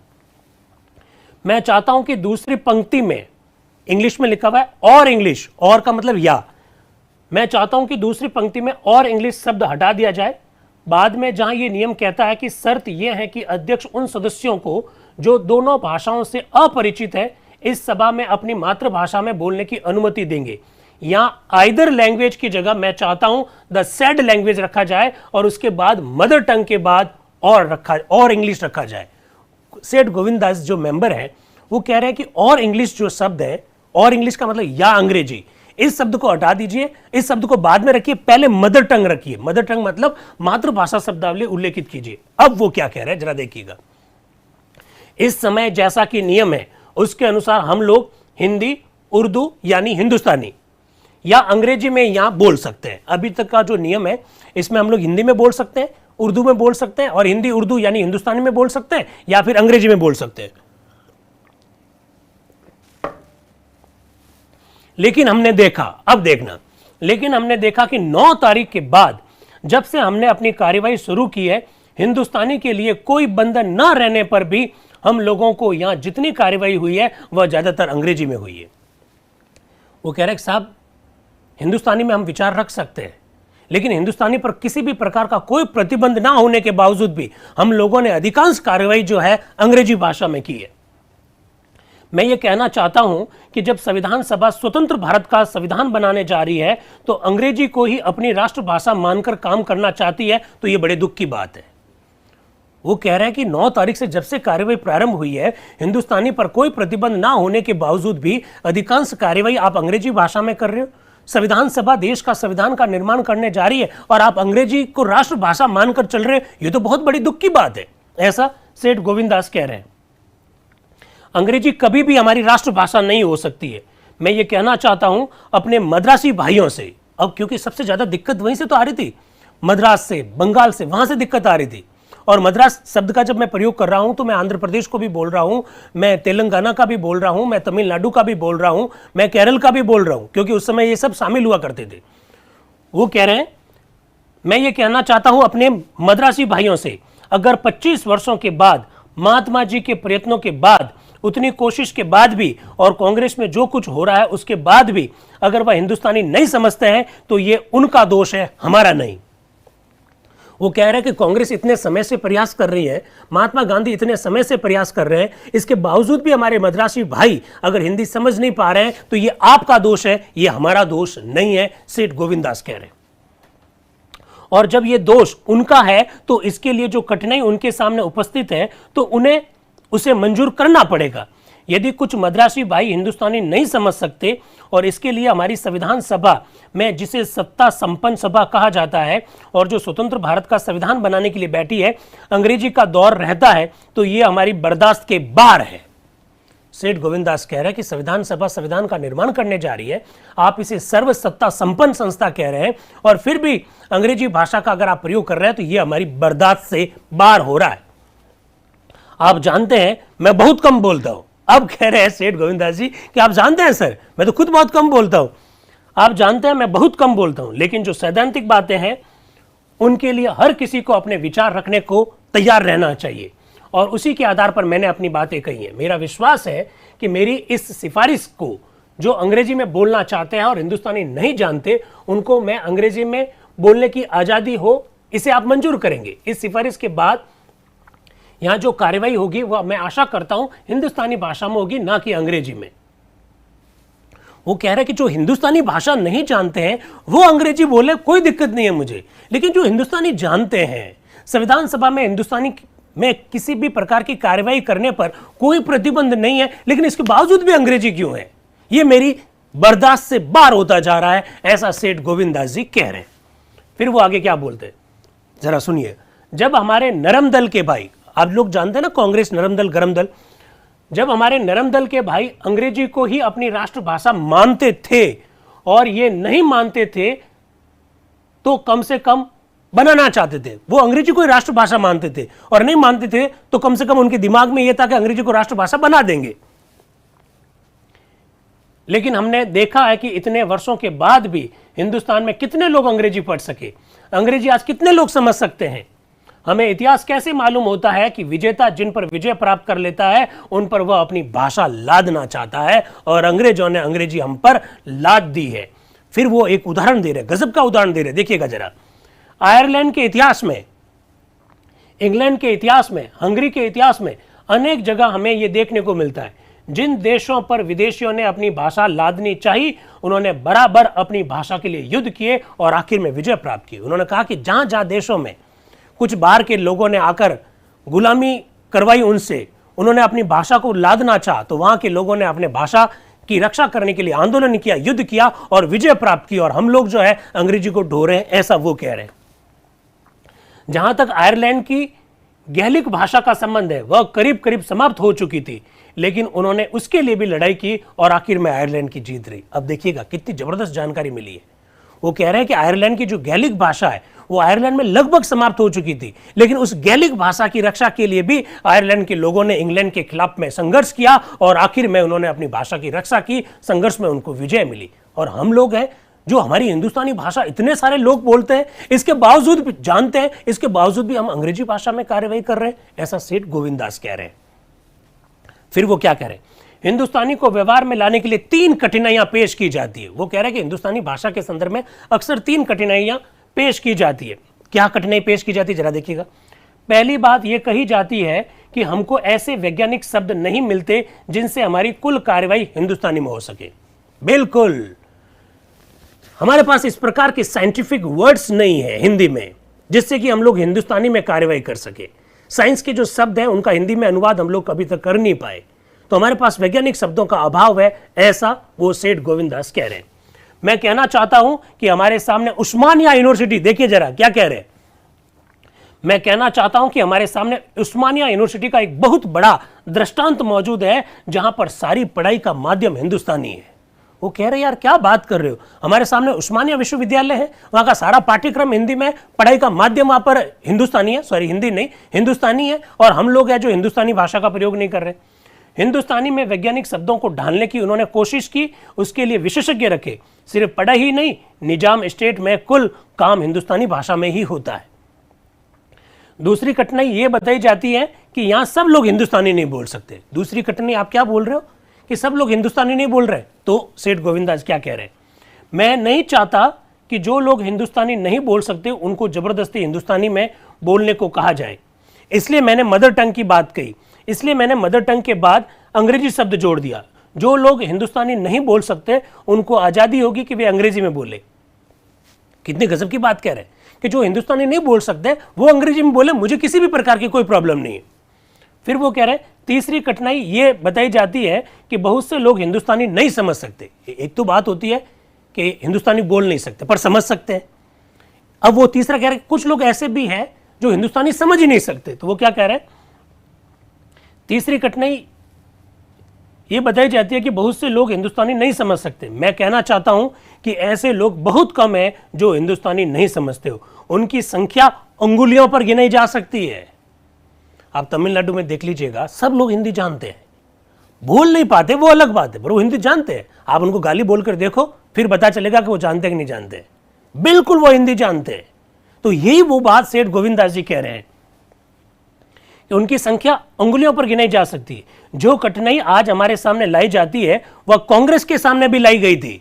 अब सेठ गोविंद दास कह रहे हैं कि शुरू में हम जब कांग्रेस में जब काम कर रहे थे तो कांग्रेस के सामने भी हमारे सामने इस प्रकार की प्रॉब्लम रखी जाती थी कि साहब हमको हिंदुस्तानी बोलनी नहीं आती है, कुछ लोग कहते हैं हमको हिंदुस्तानी समझ में नहीं आती है। तो ये समस्या कांग्रेस के सामने भी लाई जाती थी, पर हमने देखा कि महात्मा गांधी के प्रयत्नों के बाद आज कांग्रेस में हिंदुस्तानी में ही भाषण होते हैं। एक्चुअली में महात्मा गांधी के भारतीय राजनीति में प्रवेश से पहले और विशेषकर कांग्रेस में महात्मा गांधी के प्रवेश से पहले कांग्रेस की सारी कार्यवाही अंग्रेजी भाषा में होती थी। और अभी सेठ गोविंद दास जी ने कहा भी है कि कांग्रेस में जो नरम दल के नेता थे उनके मस्तिष्क में तो अंग्रेजी को राष्ट्रभाषा बनाना था, पर जैसे ही गांधी जी भारत की राजनीति में आए, कांग्रेस में आए, उन्होंने सारी कांग्रेस की कार्यवाही क्या कर दी, हिंदुस्तानी भाषा में करवानी शुरू कर दी। क्योंकि आप लोग जानते हैं महात्मा गांधी जी को इस बात का श्रेय दिया जाता है कि उन्होंने कांग्रेस को एलिट क्लास का जो संगठन था उसे एक मास ऑर्गेनाइजेशन बना दिया था। एलिट क्लास का मतलब पहले कांग्रेस शुरुआत के दौर में बहुत ज्यादा पढ़े लिखे लोगों का संगठन था। कोई विश्वविद्यालय में प्रोफेसर थे या कोई एडवोकेट्स थे, उन लोगों का संगठन था। गांधी जी का भारत की राजनीति में प्रवेश करने के पश्चात ही कांग्रेस आम लोगों का संगठन बना। और आम लोगों को संगठन करने के लिए आप लोग जानते हैं आपको आम भाषा में बात करनी होती है। मोदी जी आजकल जब चुनाव प्रचार करने जाते हैं तो जिस राज्य में जाते हैं उस राज्य के कुछ शब्दों को बोलते हैं। ये एक्चुअली में मनोवैज्ञानिकता है, ये साइकोलॉजी है कि जिस भाषा में बोला जाए जिनके लोगों से उसका प्रभाव अलग पड़ता है। गांधी जी ने भी यही किया था। उन्होंने कहा कि अगर कांग्रेस को अगर आप पॉपुलर ऑर्गेनाइजेशन बनाना चाहते हो तो अंग्रेजी छोड़िए, पहले उनकी भाषा में बात कीजिए। तो हिंदुस्तानी को बढ़ावा दिया था गांधी जी ने कांग्रेस में, ऐसा वो कह रहे हैं। पर हमने देखा कि महात्मा गांधी के प्रयत्नों के बाद आज कांग्रेस में हिंदुस्तानी में ही भाषण होते हैं। वहां पर जो लोग हिंदुस्तानी नहीं जानते वही अंग्रेजी में भाषण देते हैं। यहां भी यही होना चाहिए। वो कह रहे हैं कि कांग्रेस में वही लोग अंग्रेजी में बोलते हैं जो हिंदुस्तानी नहीं जानते। जब कांग्रेस में ऐसा हो सकता है तो संविधान सभा में ऐसा क्यों नहीं हो रहा है? 9 तारीख से अब तक जो कार्यवाही संविधान सभा ने की है उसे देखते हुए यह मालूम होता है कि यहां तो अंग्रेजी का ही दौर होगा, ऐसा सेठ गोविंद दास जी कह रहे हैं। आगे जरा देखिए, आज से 20 वर्ष पहले जब मैं काउंसिल ऑफ स्टेट का मेंबर था तो मैंने इस संदर्भ में वहां भी एक प्रस्ताव रखा था। उस वक्त सर गोपाला स्वामी, जहां तक मुझे याद है, वहां मौजूद थे और उनको याद होगा कि उस समय कितनी बहस हुई थी। उस बहस में मैंने आयरलैंड के एक कवि का उद्धरण पढ़ा था। अरे क्या सब बोले हैं, जरा देखिएगा कि उस बहस में मैंने आयरलैंड का एक उदाहरण देकर पढ़ा था। एक आयरलैंड के कवि का मैंने उद्धरण प्रस्तुत किया था। मैं अपने मद्रासी भाइयों को लाभ के लिए इस कथन को वापस पढ़ना चाहता हूं। वह कथन अंग्रेजी में इस प्रकार से कि वहां पर भी मैंने आयरलैंड के कवि की कुछ पंक्तियां पढ़ी थी और आज मैं अपने मद्रासी भाइयों के लाभ के लिए वो पंक्तियां वापस पढ़ना चाहता हूं। जरा देखिएगा वो क्या कह रहे हैं। The nation without a mother tongue can't be called a nation. कोई भी देश अपनी मातृभाषा के बिना राष्ट्र हो ही नहीं सकता। कितनी सुंदर शब्दावली है आयरलैंड के उस कवि की। जरा वापस सुनिएगा। The nation without a mother tongue can't be called a nation. राष्ट्र, कोई भी राष्ट्र मातृभाषा के बिना राष्ट्र नहीं हो सकता। ये आयरलैंड के कवि की पंक्तियां हैं। फिर वो कह रहे हैं the defence of one's mother tongue is a more powerful barrier against the interjection of foreigners than even the national barriers of rivers and mountains. इतना करके वो चुप हो जाते हैं। फिर अलादी कृष्ण स्वामी बोल रहे हैं मैं चाहता हूं कि भाषण का अंग्रेजी में अनुवाद हो। वो कह रहे हैं कि जो सर आप हिंदी में बोल रहे हो ना, मैं चाहता हूं कि भाषण का अंग्रेजी में अनुवाद हो। आ गई ना समस्या? अब देखिए, बहुत से माननीय मित्र नहीं नहीं नहीं नहीं, जो बोल रहे हैं ठीक बोल रहे हैं, अंग्रेजी में करने की कोई आवश्यकता नहीं है। तो अल्लादी कृष्ण स्वामी अय्यर जो कि मद्रास से, कम से कम उसका संक्षिप्त सार तो बता दो। भैया आप अंग्रेजी में ट्रांसलेट नहीं करना चाहते तो कम से कम सार तो बता दो, ऐसा वो कह रहे हैं। अब देखिएगा, अब बीच में खड़े होते हैं जगत नारायण लाल जो कि बिहार से हैं। वो गजब की बात कह रहे हैं, ऐसी बात कह रहे हैं कि आपको लॉजिक पसंद आएगा। क्या कह रहे हैं?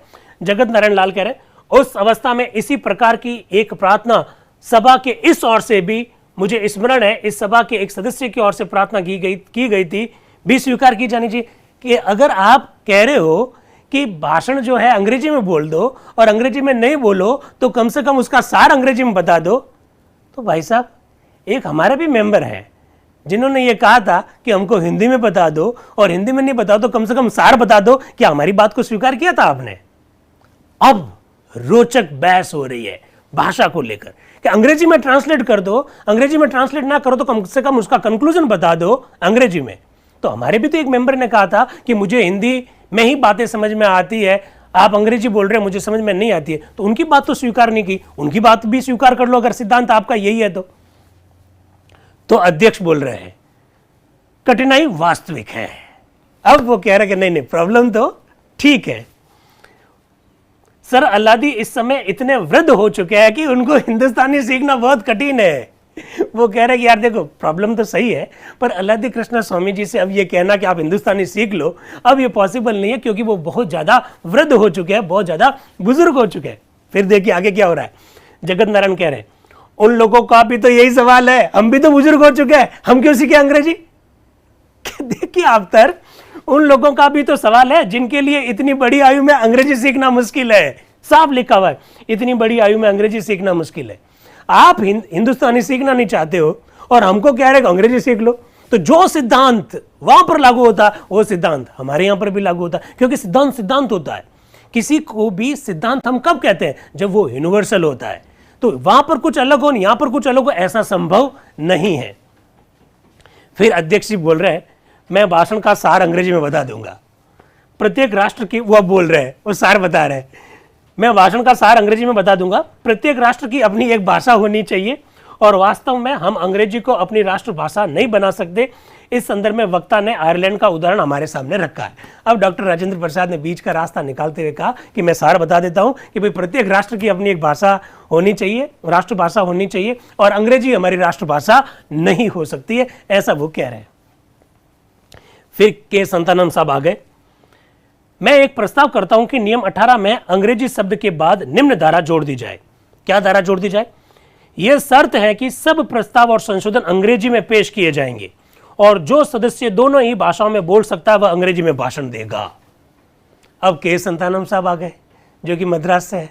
वो कह रहा है मेरा साहब प्रस्ताव ये है, इस प्रकार का प्रस्ताव आ रहा है। अब जरा देखिएगा आगे क्या हो रहा है। अब वो बोल रहे हैं, क्या बोल रहे हैं के संतानम साहब? यदि समय मिला और आवश्यकता पड़ी तो हम सभी हिंदुस्तानी सीख लेंगे और हम संविधान निर्माण के कार्य में व्यस्त हैं। आज तो हम संविधान निर्माण के कार्य में व्यस्त हैं, हमें एक दूसरे को समझना है। उन भाषाओं पर समय गंवाने से क्या लाभ जिन्हें हम समझते ही नहीं। और अब संवेदनशील होता जा रहा है मामला। वो कह रहे हैं कि उन सब भाषाओं को जिसको हम नहीं समझते हैं उस पर चर्चा करने का कोई मतलब नहीं है।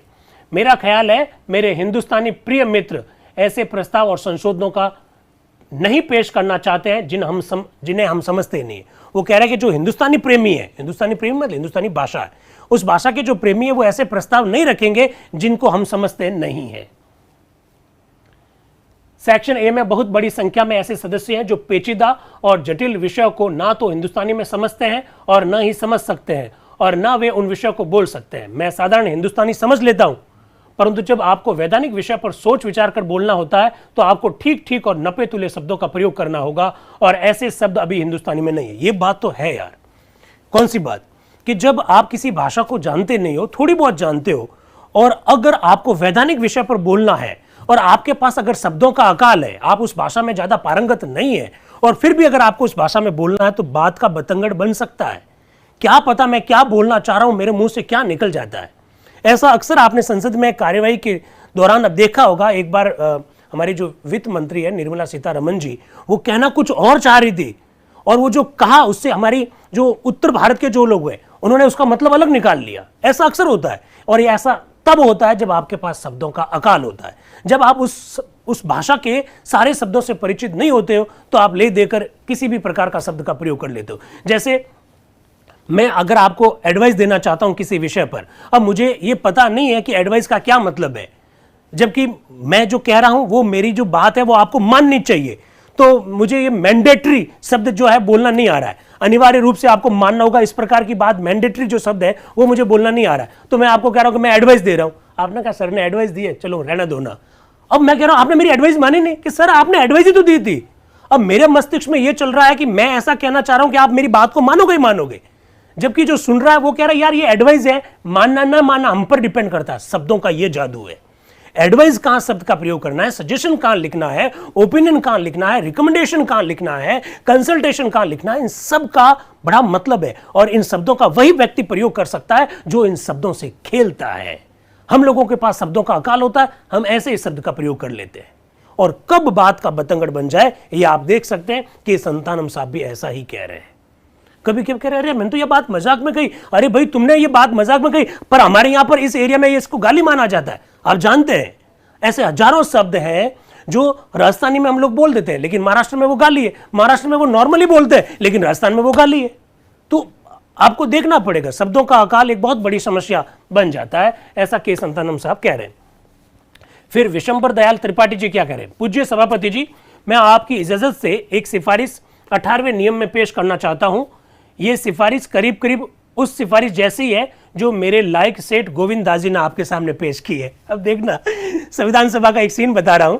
विशंबर दयाल त्रिपाठी जी कह रहे हैं सर अगर आपकी आज्ञा हो तो मैं भी एक बात रखना चाहता हूं और मेरी ये जो बात है वो वैसी है जैसे सेठ गोविंद दास जी ने रखी थी। पता है संविधान सभा के अध्यक्ष क्या बोल रहे हैं? जब उनकी जैसी है तो फिर बोल ही क्यों रहे हो? देखिए जब उनकी जैसी बात है तो आपको बोलने की जरूरत ही कहां है। देखिए वो खुद क्या कह रहे हैं, मैं वापस सुना रहा हूं। विशंबर दयाल त्रिपाठी जो कि संयुक्त प्रांत से, सभापति जी मैं आपकी इजाजत से एक सिफारिश 18वें नियम में पेश करना चाहता हूं। यह सिफारिश करीब करीब उस सिफारिश से मिलती है जो मेरे लायक दोस्त सेठ गोविंद दास जी ने आपके सामने पेश की है। तो अध्यक्ष जी क्या कह रहे हैं? तब इसकी जरूरत ही क्या है? जब उन्होंने बात रख दी है तो फिर आपको रखने की जरूरत ही कहाँ है? विशंबर दयाल त्रिपाठी कर, अरे नहीं नहीं सर, इन दोनों में थोड़ा सा मौलिक अंतर है, इन दोनों में थोड़ा सा मौलिक अंतर है, इसलिए मैं आपके सामने पेश करना चाहता हूं। ये इस प्रकार से है, संविधान सभा में कार्यवाही हिंदुस्तानी में की जाएगी, पर शर्त यह है कि अध्यक्ष किसी सदस्य को जो हिंदुस्तानी से अच्छी तरह परिचित ना हो, सभा के सामने अपनी मातृभाषा या अंग्रेजी में बोलने की इजाजत दे सकते हैं। सेठ गोविंदास जी ने जो संशोधन आपके सामने पेश किया है उसका मैं समर्थन करता हूं, और इसलिए मैंने ये संशोधन आपके सामने रखा है। उनके संशोधन के अनुसार जो थोड़ी भी हिंदुस्तानी जानता है वह अंग्रेजी नहीं बोल सकते। ऐसी दशा में उन लोगों को दिक्कत होगी जो दूसरे प्रांतों से आते हैं और हिंदुस्तानी अच्छी तरह से नहीं बोल सकते। ऐसे भी हमारे कुछ मेंबर हैं जो अन्य प्रांतों के होते हुए भी हिंदुस्तानी बड़ी अच्छी तरह से बोल सकते हैं, जैसे हमारे योग्य मित्र डॉक्टर पटाभी सीतारमैया। लेकिन कुछ मेंबर मद्रास या अन्य प्रांतों से हैं जो हिंदुस्तानी थोड़ी बहुत बोल सकते हैं या समझ सकते हैं, लेकिन अपने विचार पूरी तौर से प्रकट नहीं कर सकते। अंग्रेजी भाषा समझ में आ जाती है पर अंग्रेजी में बोल नहीं सकते। किसी को हिंदुस्तानी समझ में आ जाती है लेकिन हिंदुस्तानी बोल नहीं सकते। बात बिल्कुल सही है, ये बात बिल्कुल सही है, ये बात समझनी होगी। हमारे संविधान सभा के जो मेंबर जो बात कह रहे हैं, उस बात का, उस दर्द का आपको भी महसूस करना होगा कि क्या वाकई में ये सही बात है। बिल्कुल ये सही बात है। फिर वो कह रहे हैं कि मैं नियम बनाने वाली कमेटी को इस बात के लिए बहुत धन्यवाद देता हूं कि उन्होंने अपने नियमों में हिंदुस्तानी को भी स्थान दिया, लेकिन ये बहुत बड़े संतोष की बात नहीं है। उन्होंने कहा हिंदुस्तानी को भी स्थान दिया, ये कोई बड़ी बात थोड़ी है। अगर कोई अंतर्राष्ट्रीय संस्था होती और वहां भिन्न भिन्न देशों के लोग जमा होते और हिंदुस्तानी को स्थान देते तो मैं कहता चलो बहुत बड़ी बात है। अरे हिंदुस्तान का संविधान बनाने जा रहे हो आप और हिंदुस्तानी को स्थान दे रहे हो, इसमें बड़ी बात क्या है? इसमें बड़ी बात क्या है, वो ऐसा कहना चाह रहे। मैं आपके सामने बहुत अदब लेकिन जोर के साथ कहूंगा कि हम इस कॉन्स्टिट्यूएंट असेंबली के काम के लिए अपनी भाषा हिंदुस्तानी ही रखें, लेकिन इस बात की भी सहूलियत दें कि जो लोग ज्यादा अच्छी तरह से अपने विचार अंग्रेजी में या अपनी मातृभाषा में अर्थात अपनी प्रांतीय भाषा में प्रकट कर सकते हैं वह ऐसा करें।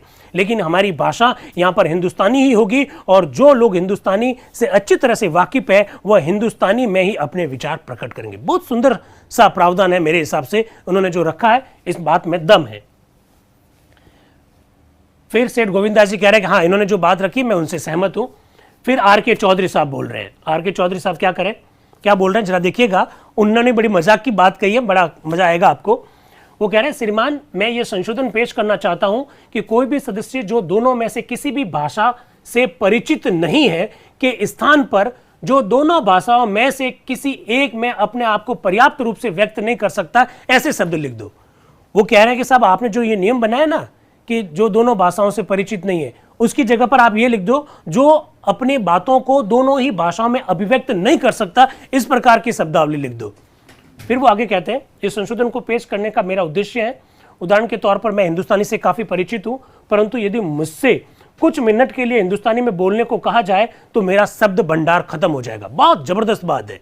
वो कह रहा है कि अगर हिंदुस्तानी में मुझे बोलने के लिए कहा जाए तो कुछ ही क्षणों में मेरा शब्द भंडार खत्म हो जाएगा। मैं बार बार उन्हीं शब्दों का प्रयोग करूंगा क्योंकि मेरे पास ज्यादा शब्द नहीं है और मैं अपना सा मुंह लेकर बैठ जाऊंगा। वो कह रहे हैं श्रीमान अनुभव के आधार पर मैं आपको बताना चाहता हूं कि जब कभी मैंने ऐसी सभा में हिंदुस्तानी में भाषण देने का प्रयत्न किया है जहां अधिकांश लोग हिंदुस्तानी बोलने वाले बैठे हो तो उन्होंने स्वयं दया करके मुझसे यह कहा कि भाई अंग्रेजी में बोल दे तू। तो वो कह रहे हैं कि उन्होंने स्वयं दया करके मुझसे अंग्रेजी में बोलने को कहा कि जब कभी मैंने हिंदुस्तानी भाषा में बात रखने की कोशिश की जहां हिंदुस्तानी भाषा बोलने वाले लोग ज्यादा बैठे तो उन्होंने स्वयं ने मुझ पर दया की और कहा कि आप तो अंग्रेजी में बोल दो यार, क्योंकि मैं बोल ही नहीं पाता। तो डॉक्टर राजेंद्र प्रसाद एक गजब की बात कह रहे हैं कि आपने कहा कि दया करके, किस पर दया की? आपके ऊपर दया की कि आपने उनके ऊपर दया की? राजेंद्र प्रसाद क्या कह रहे हैं, अपने ऊपर दया करके अथवा आपके ऊपर दया करके? क्या बातें कह रहे हैं वो, आपको समझ पा रहे हैं? मतलब वो चौधरी साहब ये कह रहे हैं कि मैं जब हिंदुस्तानी भाषा में बोल रहा था तो मुझ पर दया करके उन्होंने क्या कहा कि आप अंग्रेजी में बोल दीजिए क्योंकि आपकी हिंदी सही नहीं है। तो राजेंद्र प्रसाद कह रहे हैं कि स्वयं पर दया की उन्होंने कि आपके ऊपर दया की? मतलब समझ रहे हैं, दो बातें यहां पर। स्वयं पर दया करने का मतलब है वो कह रहे भाई साहब आप जो बोल रहे हो ना हमको समझ में नहीं आती है इसलिए हम पर दया करो, और आपके ऊपर भी दया इसलिए हुई क्योंकि अब आप बोल नहीं पाओगे इसलिए आप तो अंग्रेजी में बोल लो। मतलब कितनी मजाक चलती थी। कोष्टक में लिखा हुआ है हंसी, यानी सब लोग हंसने लग गए। फिर आर के चौधरी साहब कह रहे हैं मेरे ऊपर दया करके उन्होंने साफ साफ मुझसे कहा कि आप अंग्रेजी में भाषण करें। श्रीमान, ऐसी हालत में जो नियम इस समय हमारे सामने उपस्थित है उसमें कहा गया है कि सदस्यों से आशा की जाती है कि वे अंग्रेजी में बोले यदि वे उससे परिचित नहीं होंगे। हम अंग्रेजी भाषा का महत्व कम नहीं कर सकते। वो आगे क्या कह रहे हैं जरा सुनिएगा, और ये बात भी ठीक लगती। वो कह रहे हैं हम अंग्रेजी भाषा का महत्व कम नहीं कर सकते हैं। अब जबकि हम स्वाधीनता की दहली पर पहुंच गए हैं, हमें अधिक अवसरों पर अंग्रेजी का ही प्रयोग करना होगा। ज्यों-ज्यों विदेशों से हमारा संपर्क बढ़ता जाएगा, हम अंग्रेजी सीखने की अधिक आवश्यकता होगी। हमें यह नहीं भूलना चाहिए कि अंग्रेजी की बदौलत ही आज हम एक राष्ट्र बन सके हैं। लो कर लो बात। अब वो कह रहे हैं कि भाई अंग्रेजी भाषा है, उसी की वजह से हम लोग एक राष्ट्र के रूप में बन सके, ऐसा चौधरी साहब कह रहे हैं। क्या कह रहे हैं जरा देखिए। अन्यथा मद्रास के लोगों के साथ बातचीत करने और संपर्क स्थापित करने के लिए हमारे पास और कोई साधन ही नहीं था।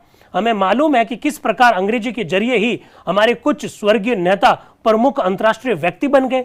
श्रीमान, हमें यह मालूम है कि हमारे कुछ नेता अंग्रेजी में इतने अधिक ओतप्रोत हो चुके हैं कि वे नाम भी अंग्रेजी में ही बोलते हैं। मेरी राय में हमें अंग्रेजी का महत्व किसी भी हालत में कम नहीं करना चाहिए। यह है बस हिंदी बेल्ट में बैठकर हिंदी भाषी लोगों के सामने उन्हें अपना अच्छा श्रोता बनाने के लिए लच्छेदार हिंदी बोलकर हिंदी के लिए उन्हें मोटिवेट करना ठीक बात है, लेकिन आपको पूरा भारत के पॉइंट ऑफ व्यू से देखना पड़ेगा।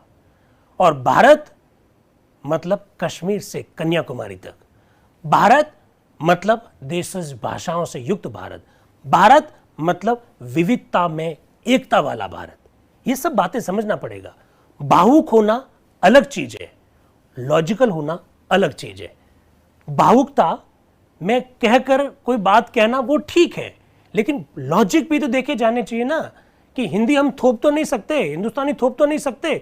वो जो बात कह रहे हैं उनकी बातें भी सुनी जानी चाहिए, और वो भी हिंदुस्तान के ही भाग है। फिर रामनाथ गोयनका साहब, परिचित है ना रामनाथ गोयनका जी से, इंडियन एक्सप्रेस वाले, बिल्कुल। वो बोलते हैं श्री संतानम के संशोधन पर मुझे एक संशोधन पेश करना है। वो इंडियन एक्सप्रेस के मालिक है। वो क्या कह रहे हैं, उनका समाचार पत्र खुद अंग्रेजी भाषा में आ रहा है। वो क्या कह रहे हैं, श्री संतानम के संशोधन पर मुझे एक संशोधन पेश करना है। क्या करना है, और जो सदस्य दोनों ही भाषाओं में बोल सकता है वह अंग्रेजी में भाषण देगा। ये शब्द हटा दिया जाए और उसकी जगह पर यह लिख दो, शर्त यह है कि प्रस्ताव और संशोधन अंग्रेजी में पेश किए जाएंगे। मेरे संशोधन का परिणाम यह होगा कि प्रस्ताव और संशोधन केवल अंग्रेजी में ही पेश किया जा सकेंगे। श्रीमान, मैं उत्तर भारत का रहने वाला हूं। क्या कह रहे हैं गोयनका जी, श्रीमान मैं उत्तर भारत का रहने वाला हूं और मेरी मातृभाषा हिंदुस्तानी है। हिंदुस्तानी के प्रति मेरा प्रेम इस सभा में किसी भी व्यक्ति से कम नहीं है। हिंदुस्तानी के भाषा के प्रति मेरा जो प्रेम है, इस सभा में जो लोग बैठे हैं उनमें से किसी भी सदस्य से कम नहीं है। सेठ गोविंद दास ने हिंदुस्तानी को भारत की राष्ट्रभाषा बनाने का जोरदार समर्थन किया। हम सभी हिंदुस्तानी को राष्ट्रभाषा के स्थान पर प्रतिष्ठित देखना चाहते हैं और इस संदर्भ में कोई मतभेद नहीं है, परंतु तथ्य ये है कि वो कुछ बोल रहे थे कि बीच में एक सदस्य बोल गया भारत की मातृभाषा। फिर रामनाथ जी गोयनका वापस बोलते हैं, तथ्य यह है कि दक्षिण भारत के 6-7 करोड़ लोग जो तमिल, तेलुगु, कन्नड़, मलयालम, तुलु और अन्य भाषाएं बोलते हैं हिंदुस्तानी नहीं समझते हैं। हमारे व्यक्ति यद्यपि वे हिंदुस्तानी जानते हैं फिर भी अभ्यास और सुविधाओं की कमी के कारण हिंदुस्तानी नहीं बोल सकते। इस समय हम क्या कर रहे हैं, हम भारत के संविधान का निर्माण कर रहे हैं। जो संविधान हम बनाने जा रहे हैं, जब कभी आवश्यकता पड़ेगी उसकी व्याख्या अदालत द्वारा की जाएगी। आपकी अदालतों की भाषा क्या है? क्या आप अपना संविधान ऐसी भाषा में बनाने जा रहे हैं जो आपकी अदालतों की भाषा नहीं है? क्या गजब का लॉजिक दिया। आपने कहा संविधान की व्याख्या करने की जो जिम्मेदारी है वो न्यायपालिका की है, और आप जरा देखिए न्यायपालिका की भाषा कौन सी है। तो न्यायपालिका की भाषा कौन सी है और आप संविधान किसी और भाषा में बनाने जा रहे हैं, ऐसे कैसे होगा?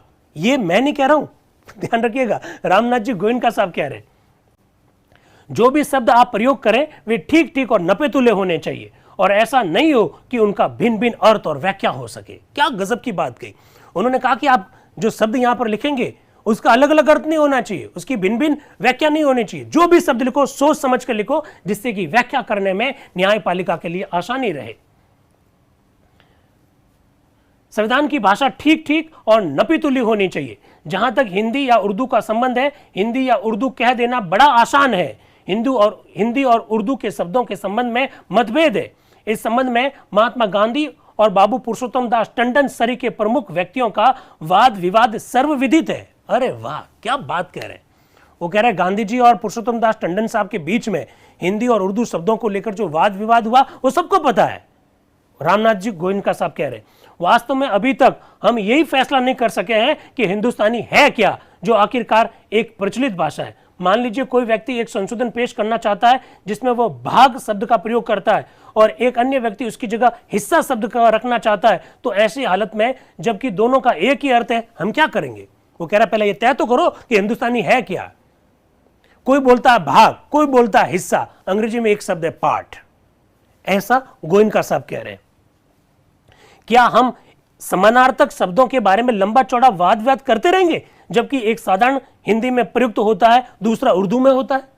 वो कह रहे शब्दों पर बहस करते रहेंगे तो फिर हो गया, कोई शब्द का मतलब हिंदी में कुछ होता है, उर्दू में कुछ होता है, हिंदुस्तानी में फिर और कुछ हो जाएगा। वो कह रहे हैं, मैं नहीं कह रहा हूं, गोयनका साहब कह रहे हैं। फिर राय बहादुर श्याम नंदन सहाय आते हैं। श्रीमान मैं प्रस्ताव करता हूं कि इस पर वोट ले लो आप। तो वो कह रहे हैं आप तो वोट ले लीजिए, अभी मालूम पड़ जाएगा। मारवाड़ी में कहते हैं ना किस में कितना पुदीना है, अभी मालूम पड़ जाएगा। चलिए क्या वोट लेते हैं।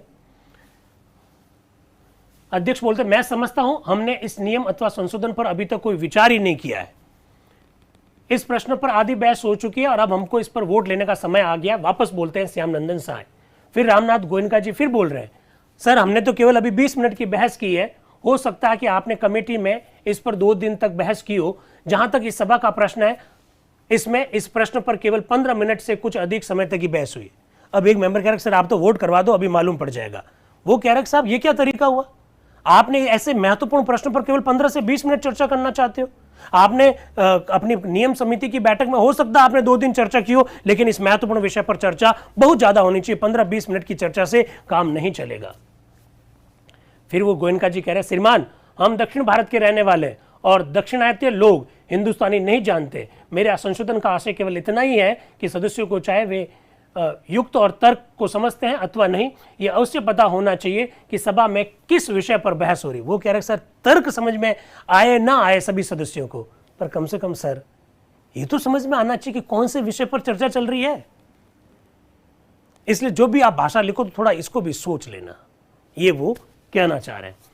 अध्यक्ष आप कह रहे हैं आप ये बात कई बार कह चुके हैं। मेरे सामने अभी 3 और सदस्यों के नाम पड़े हैं जिन्हें बोलना है। मेरे विचार में बहस के लिए बहुत कुछ बाकी नहीं रह गया है। न्यूनाधिक रूप से हम निश्चय भी तय कर चुके हैं। हम इसे और उस पर फैसला करना ही शेष रह गया है। अब वो कह रहे हैं कि साहब इसको छोड़ दीजिए, अब इस पर आपको बात करने की आवश्यकता नहीं है, हमने लगभग फैसला कर दिया है, बस इसकी घोषणा करनी बाकी है, ऐसा वो कहना चाह रहे हैं। तो ये भाषा संबंधी जो विवाद था वो मैंने आपके सामने रखा है। अब मैं आपके सामने एक सिखों को लेकर जो क्या विवाद रहा उस बारे में बात रखना चाहता हूं। ये सरदार उज्जवल सिंह जी है, ये पंजाब से हैं और ये सिख समुदाय को रिप्रेजेंट कर रहे हैं। कुछ मित्रों को जूम से जोड़ने का मेरा विचार था, बिल्कुल जोड़ेंगे, था नहीं, वो अभी भी जिंदा है, लेकिन मैं स्पष्ट कर देता हूं कि अभी भी 15 से 20 मिनट इसमें बाकी है क्लास में, तो 20 मिनट तो लगेंगे और 9:14 हो गए, तो 9:35 तक तो आपको इंतजार करना पड़ेगा।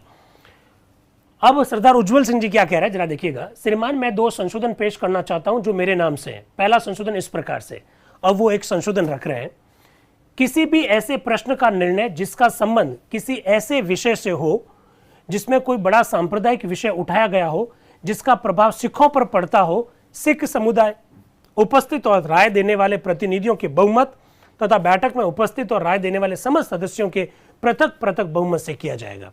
सरदार उज्जवल सिंह जी संविधान सभा के एक मेंबर है, पंजाब से आते हैं, सिख हैं।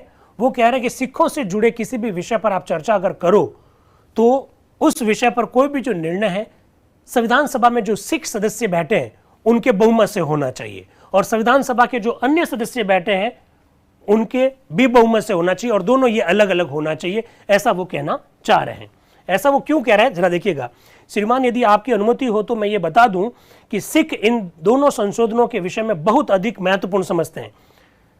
संघीय संविधान सभा में मुसलमानों को सांप्रदायिक फैसलों को रद्द करने का विशेष अधिकार दिया गया है और 16 मई के वक्तव्य में भी यह अधिकार दोनों ही संप्रदाय को दिया गया। सिखों को भारत के 3 प्रमुख संप्रदायों में से एक स्वीकार किया गया, लेकिन उन्हें संघ की संविधान सभा या पंजाब और उत्तर पश्चिम के सेक्शन में इस अधिकार से वंचित कर दिया गया। श्रीमान 16 मई के कैबिनेट मिशन के वक्तव्य में सिखों के संरक्षण की कोई व्यवस्था नहीं करके उनके साथ जो अन्याय किया गया है उस पर सिख संप्रदाय द्वारा जोरदार दुख प्रकट किया गया है, और इस तथ्य को कांग्रेस ने भी 24 मई के अपने प्रस्ताव में जो उसने इस बारे में पास किया था स्वीकार किया था कि सिखों के साथ अन्याय हुआ है।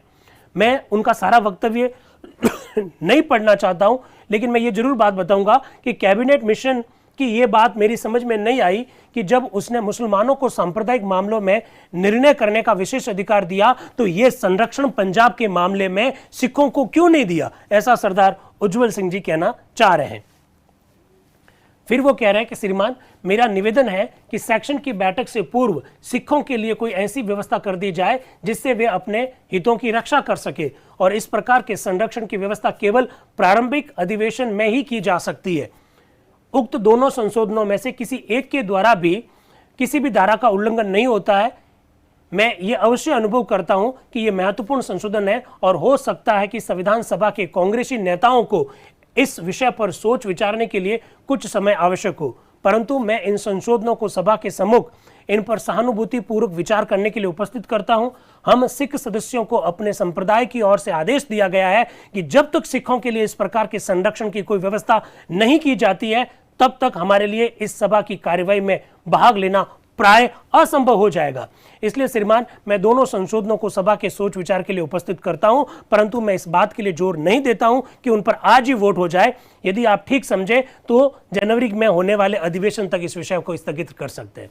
कि साहब जिस समुदाय का प्रतिनिधित्व करके हम लोग यहाँ पर आते हैं, हमारे लोगों ने साफ साफ कह दिया कि जब तक सिखों का संरक्षण नहीं किया जाएगा तब तक आप संविधान सभा की बैठक में भाग नहीं लेंगे। इसलिए साहब मेरा तो आपसे निवेदन है कि आप हमारा संशोधन को स्वीकार कर लो। और संशोधन कौन सा है कि सिखों के बारे में कोई भी निर्णय सिख सदस्यों के बहुमत से ही किया जाएगा। यह मेरा संशोधन है, इसको स्वीकार कर लो साहब, नहीं तो हमारी संविधान सभा की बैठकों में भाग लेना हमारे लिए बहुत मुश्किल हो जाएगा, क्योंकि सिख समुदाय के लोगों ने हमको साफ कह रखा है।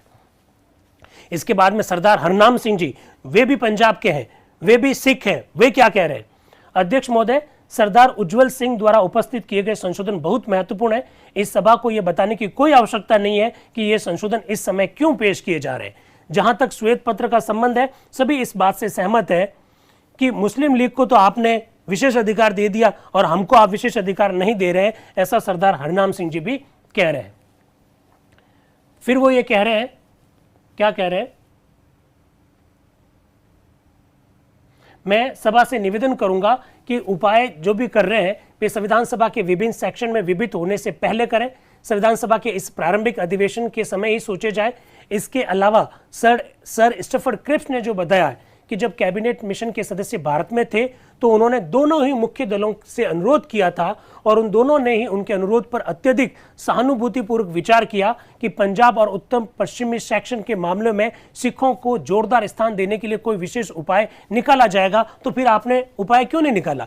कैबिनेट मिशन में भी कहा गया था, अभी भी आपने पहले भी कांग्रेस ने हमको आश्वासन दिया, लेकिन आपने हमारे लिए कोई विशेष प्रावधान क्यों नहीं किया, ऐसा कह रहे हैं। अब के मुंशी जी कह रहे हैं, मैं अपने माननीय मित्र सरदार उज्जवल सिंह का बहुत कृतज्ञ हूं कि उन्होंने मेरा सुझाव मान लिया है कि संविधान सभा के आगामी अधिवेशन तक के लिए इस संशोधन पर विचार स्थगित किया जाए। देखिए, बहुत महत्वपूर्ण बात सुन लीजिए, इस विषय पर अगर हम लोग अभी चर्चा नहीं करते तो बड़ी दिक्कत हो जाती। क्या दिक्कत हो जाती? क्योंकि अगला अधिवेशन जब होगा तब इस विषय पर चर्चा होगी, तो आप मुझसे कहोगे सर हमको तो पहले तो आपने बताया ही नहीं था। तो वो कह रहे हैं के मुंशी जी कि मैं बहुत खुश हूं कि सरदार उज्जवल सिंह जी मेरी इस बात से सहमत हो गए हैं कि आपकी जो मांग है, कौन सी मांग, कि सिखों के लिए भी विशेष प्रावधान किए जाए, उस मांग पर कब चर्चा की जाएगी? अगले अधिवेशन में चर्चा की जाएगी। इस बात के लिए उज्जवल सिंह जी राजी हो गए हैं, इसलिए मैं उनके प्रति आभार प्रकट करता हूं। और हम लोग अगले अधिवेशन में सरदार उज्जवल सिंह जी और सरदार हरनाम सिंह जी ने जो मांग रखी है उस पर हम लोग क्या करेंगे, चर्चा करेंगे, ऐसा वो कहना चाह रहे हैं। अब मैं सीधा आपको ले चलता हूं नियम 43A पर।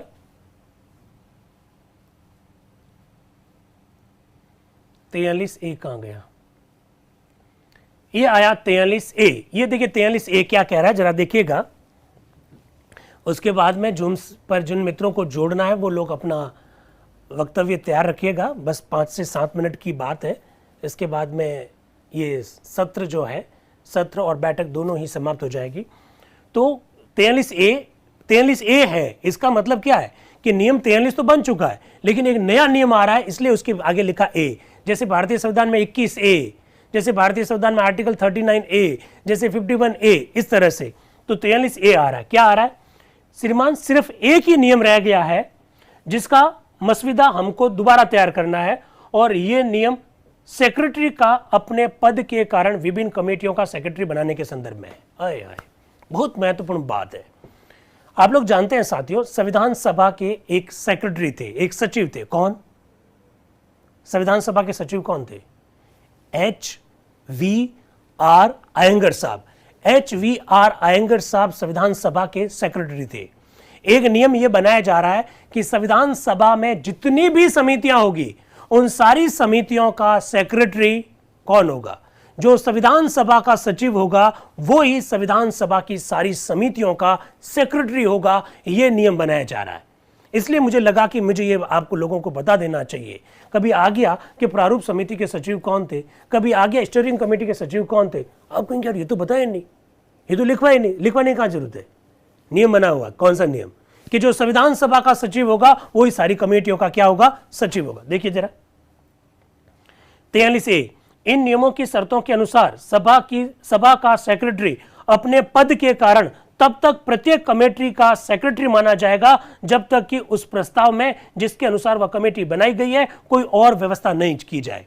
अगर किसी विषय पर कमेटी बना रहे और कमेटी का सेक्रेटरी संविधान सभा का सेक्रेटरी हो जाएगा, हाँ, कमेटी बनाने के संदर्भ में यदि कुछ नया लिख दिया है कि उसका सचिव वो होगा तो वो अलग बात है, वरना तो संविधान सभा का जो सेक्रेटरी है वो ही सब समितियों का सेक्रेटरी होगा। ये नियम स्वीकार कर लिया गया। इसको आपको जान लेना चाहिए। नाम बता दो सर जो जुड़ेंगे। इस हिसाब से तो सारे लोग मुंह धोकर बैठे हुए हैं यहाँ पर। तो मुंह धोकर तो बैठना ही है यार, बिल्कुल आपको ये हक बनता है, आपको अपेक्षा रहनी चाहिए। बिल्कुल, मैं तो आप लोगों का बड़ा भाई हूँ, तो आप तो मुझसे अपेक्षा नहीं करेंगे तो किससे करेंगे? बिल्कुल मुंह धोकर ही बैठना चाहिए। लेकिन हमारे पास वक्त नहीं है, तो 3, 4 या 5 जैसा भी है, लंबी लिस्ट है, लेकिन 4-5 लोगों को ही जोड़ पाएंगे। और मेरा उनसे रिक्वेस्ट है कि 2 मिनट में अपनी बात को कंप्लीट करेंगे। ठीक है? मुझे मैसेज यहाँ पर भी दिखाई देते, मुझे यहाँ पर भी दिखाई देते, यहाँ पर भी दिखाई दे। 3 स्क्रीन है मेरे सामने। उत्कर्ष के मंच पर खड़ा हूं, इनके लॉजिस्टिक जो सुविधाएं हैं उस पर कभी डाउट नहीं करना है। अगर आप कहेंगे तो आपका वक्त भी बता सकते हैं कौन कितने मिनट तक जुड़ा था। चलिए अगला नियम 136 पर। अब देखिए सारा सब कुछ हो गया है, संविधान सभा एकदम अंतिम स्टेज पर आ रही है प्रथम सत्र के। नियम 1, आप कहेंगे सर नियम 1 कहां से आ गया सर, वो तो परसों ही हो गया था। नियम 1 में कुछ चीज बाकी रह गई थी। के मुंशी जी, मैं प्रस्ताव करता हूं कि नियम 1 तत्काल शुरू हो जाए, अमल में आ जाए, हाथों हाथ लागू हो जाए। अध्यक्ष, मेरा विचार है कि सभा को यह मंजूर है। प्रस्ताव स्वीकार कर लिया गया, यानी नियम हाथों हाथ ही स्वीकार हो गया। फिर के मुंशी जी बोल रहे अब मैं निम्न प्रस्ताव करता हूं। क्या प्रस्ताव कर रहे हैं? ध्यान से सुनना। इन नियमों को नियमित रूप से स्वीकृत करने के लिए सभा की बैठक संविधान सभा के पूर्ण और खुली अधिवेशन के रूप में हो। वो कह रहे हैं कि अब इन नियमों को नियमित रूप से स्वीकृत करने के लिए सभा की जो बैठक है संविधान सभा के पूर्ण और खुले अधिवेशन के रूप में हो। इसका मतलब संविधान सभा अभी तक जो गोपनीय बैठक कर रही थी, संविधान सभा अभी तक जो कि एक समिति के रूप में काम कर रही थी, अब वो समिति वापस किस रूप में बदल रही है? संविधान सभा के रूप में बदल रही है। यह बात आपको मालूम होना चाहिए। फिर देखिए फिर क्या हुआ, प्रस्ताव स्वीकार कर लिया गया। अब देखो लाइन क्या लिखी हुई है, इसके बाद संविधान सभा का पूर्ण अधिवेशन 1:35 पर सोमवार 23 दिसंबर 1946 को माननीय डॉक्टर राजेंद्र प्रसाद के सभापतित्व में हुआ। आप समझ रहे, अभी तक संविधान सभा किस रूप में थी? कमेटी के रूप में थी। अब कमेटी वापस किस रूप में बदल जाएगी? संविधान सभा के रूप में बदल जाएगी। और देखिए फिर रूल्स ऑफ प्रोसीजर की स्वीकृति दी जाएगी। श्रीमान, मैं प्रस्ताव पेश करता हूं, ऐसा अनंत श्यामनम आयंगर साहब कह रहे हैं। तो अध्यक्ष आप क्या कह रहे हैं? कमेटी की स्थिति अब समाप्त हो गई। अब क्या प्रस्ताव रख रहे हो यार? अब हम कमेटी थोड़ी है, अब हम वापस क्या बन गए हैं? संविधान सभा बन गए हैं, तो अब ये संशोधन वगैरह मत रखो। अब अध्यक्ष बोल रहे हैं कमेटी की स्थिति अब समाप्त हो गई है, अब सभा का पूर्ण अधिवेशन हो रहा है। श्री मुंशी ने प्रस्ताव पेश किया है कि जिस रूप में कमेटी ने ये नियम पास किए उन्हें उसी रूप में पास किया जाए। अनंत श्यामनम अयंगर, मैं एक प्रस्ताव पेश करता हूं कि हमने जो नियम पास किए हैं उनके विपरीत कोई बात होते हुए भी अब तक संविधान सभा की जो कार्रवाई हुई है उसे वैध माना जाए, कि अब जो हमने नियम बनाया है वो नियम अब हम लोग लागू करने जा रहे हैं, लेकिन उन नियमों के खिलाफ में पहले कोई जो कार्रवाई हो गई है, नियम तो हमने आज बनाए हैं, हमने आज मंजूर किए, लेकिन अब तक जो हमने काम किया उसका क्या होगा? हो सकता है कभी कुछ उल्टा हो गया हो, तो जो भी हुआ है उसे वैलिड माना जाए, ऐसा प्रस्ताव पेश कर लीजिए। वो कह रहे हैं कौन? अनंत श्यामनम अयंगर साहब। हमने चुनाव के तरीके इत्यादि, अफसरों की नियुक्ति और इसी प्रकार की अन्य बातों के लिए नियम पास किए हैं और विस्तृत व्यवस्था की है। अब तक हमने जो कुछ भी किया, चाहे वे नियम में कुछ भी हो, हमने जो कुछ किया उसे वैलिड माना जाना चाहिए, ऐसा अनंत श्यामनम अयंगर कह रहे हैं। तो अध्यक्ष साहब क्या कह रहे हैं? ये प्रश्न तो नियम पास किए जाने के बाद उठेगा ना कि वैलिड है कि नहीं है। के मुंशी जी कह रहे हैं मैं प्रस्ताव करता हूं कि इस सभा की कमेटी ने जिस रूप में नियम स्वीकार किए हैं उन्हें अब संविधान सभा द्वारा अपने पूर्ण अधिवेशन में स्वीकार कर लिया जाए। अब पी सुब्बा राय एक मेंबर है मद्रास के, वो कह रहे हैं मैं इसका समर्थन करता हूं। फिर अध्यक्ष कह रहे हैं मैं नियमों पर वोट लेने के लिए इन्हें सभा के सम्मुख पेश करता हूं। नियम जिस रूप में सभा की कमेटी द्वारा स्वीकार किए गए थे वो सब स्वीकार कर लिए गए। अब अनंत श्यामनम अयंगर कह रहे हैं श्रीमान मुझे यह प्रस्ताव पेश करने की अनुमति दी जाए कि जो नियम आज पेश किए गए हैं, पास किए गए हैं, इसके विपरीत कोई बात होते हुए भी इस सभा की अब तक की सारी कार्यवाही वैलिड हो, उचित हो और लागू समझी जाए। के मुंशी जी कह रहे हैं मैं ये प्रस्ताव करता हूं कि सभा ने जो भी चीजें पास की है वे सब बहुमत द्वारा पास की गई है।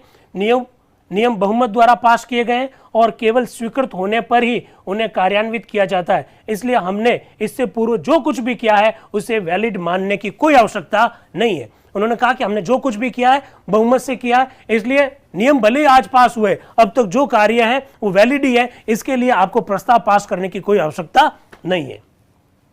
अध्यक्ष साहब कह रहे हैं मेरा विचार है कि यह अनावश्यक है।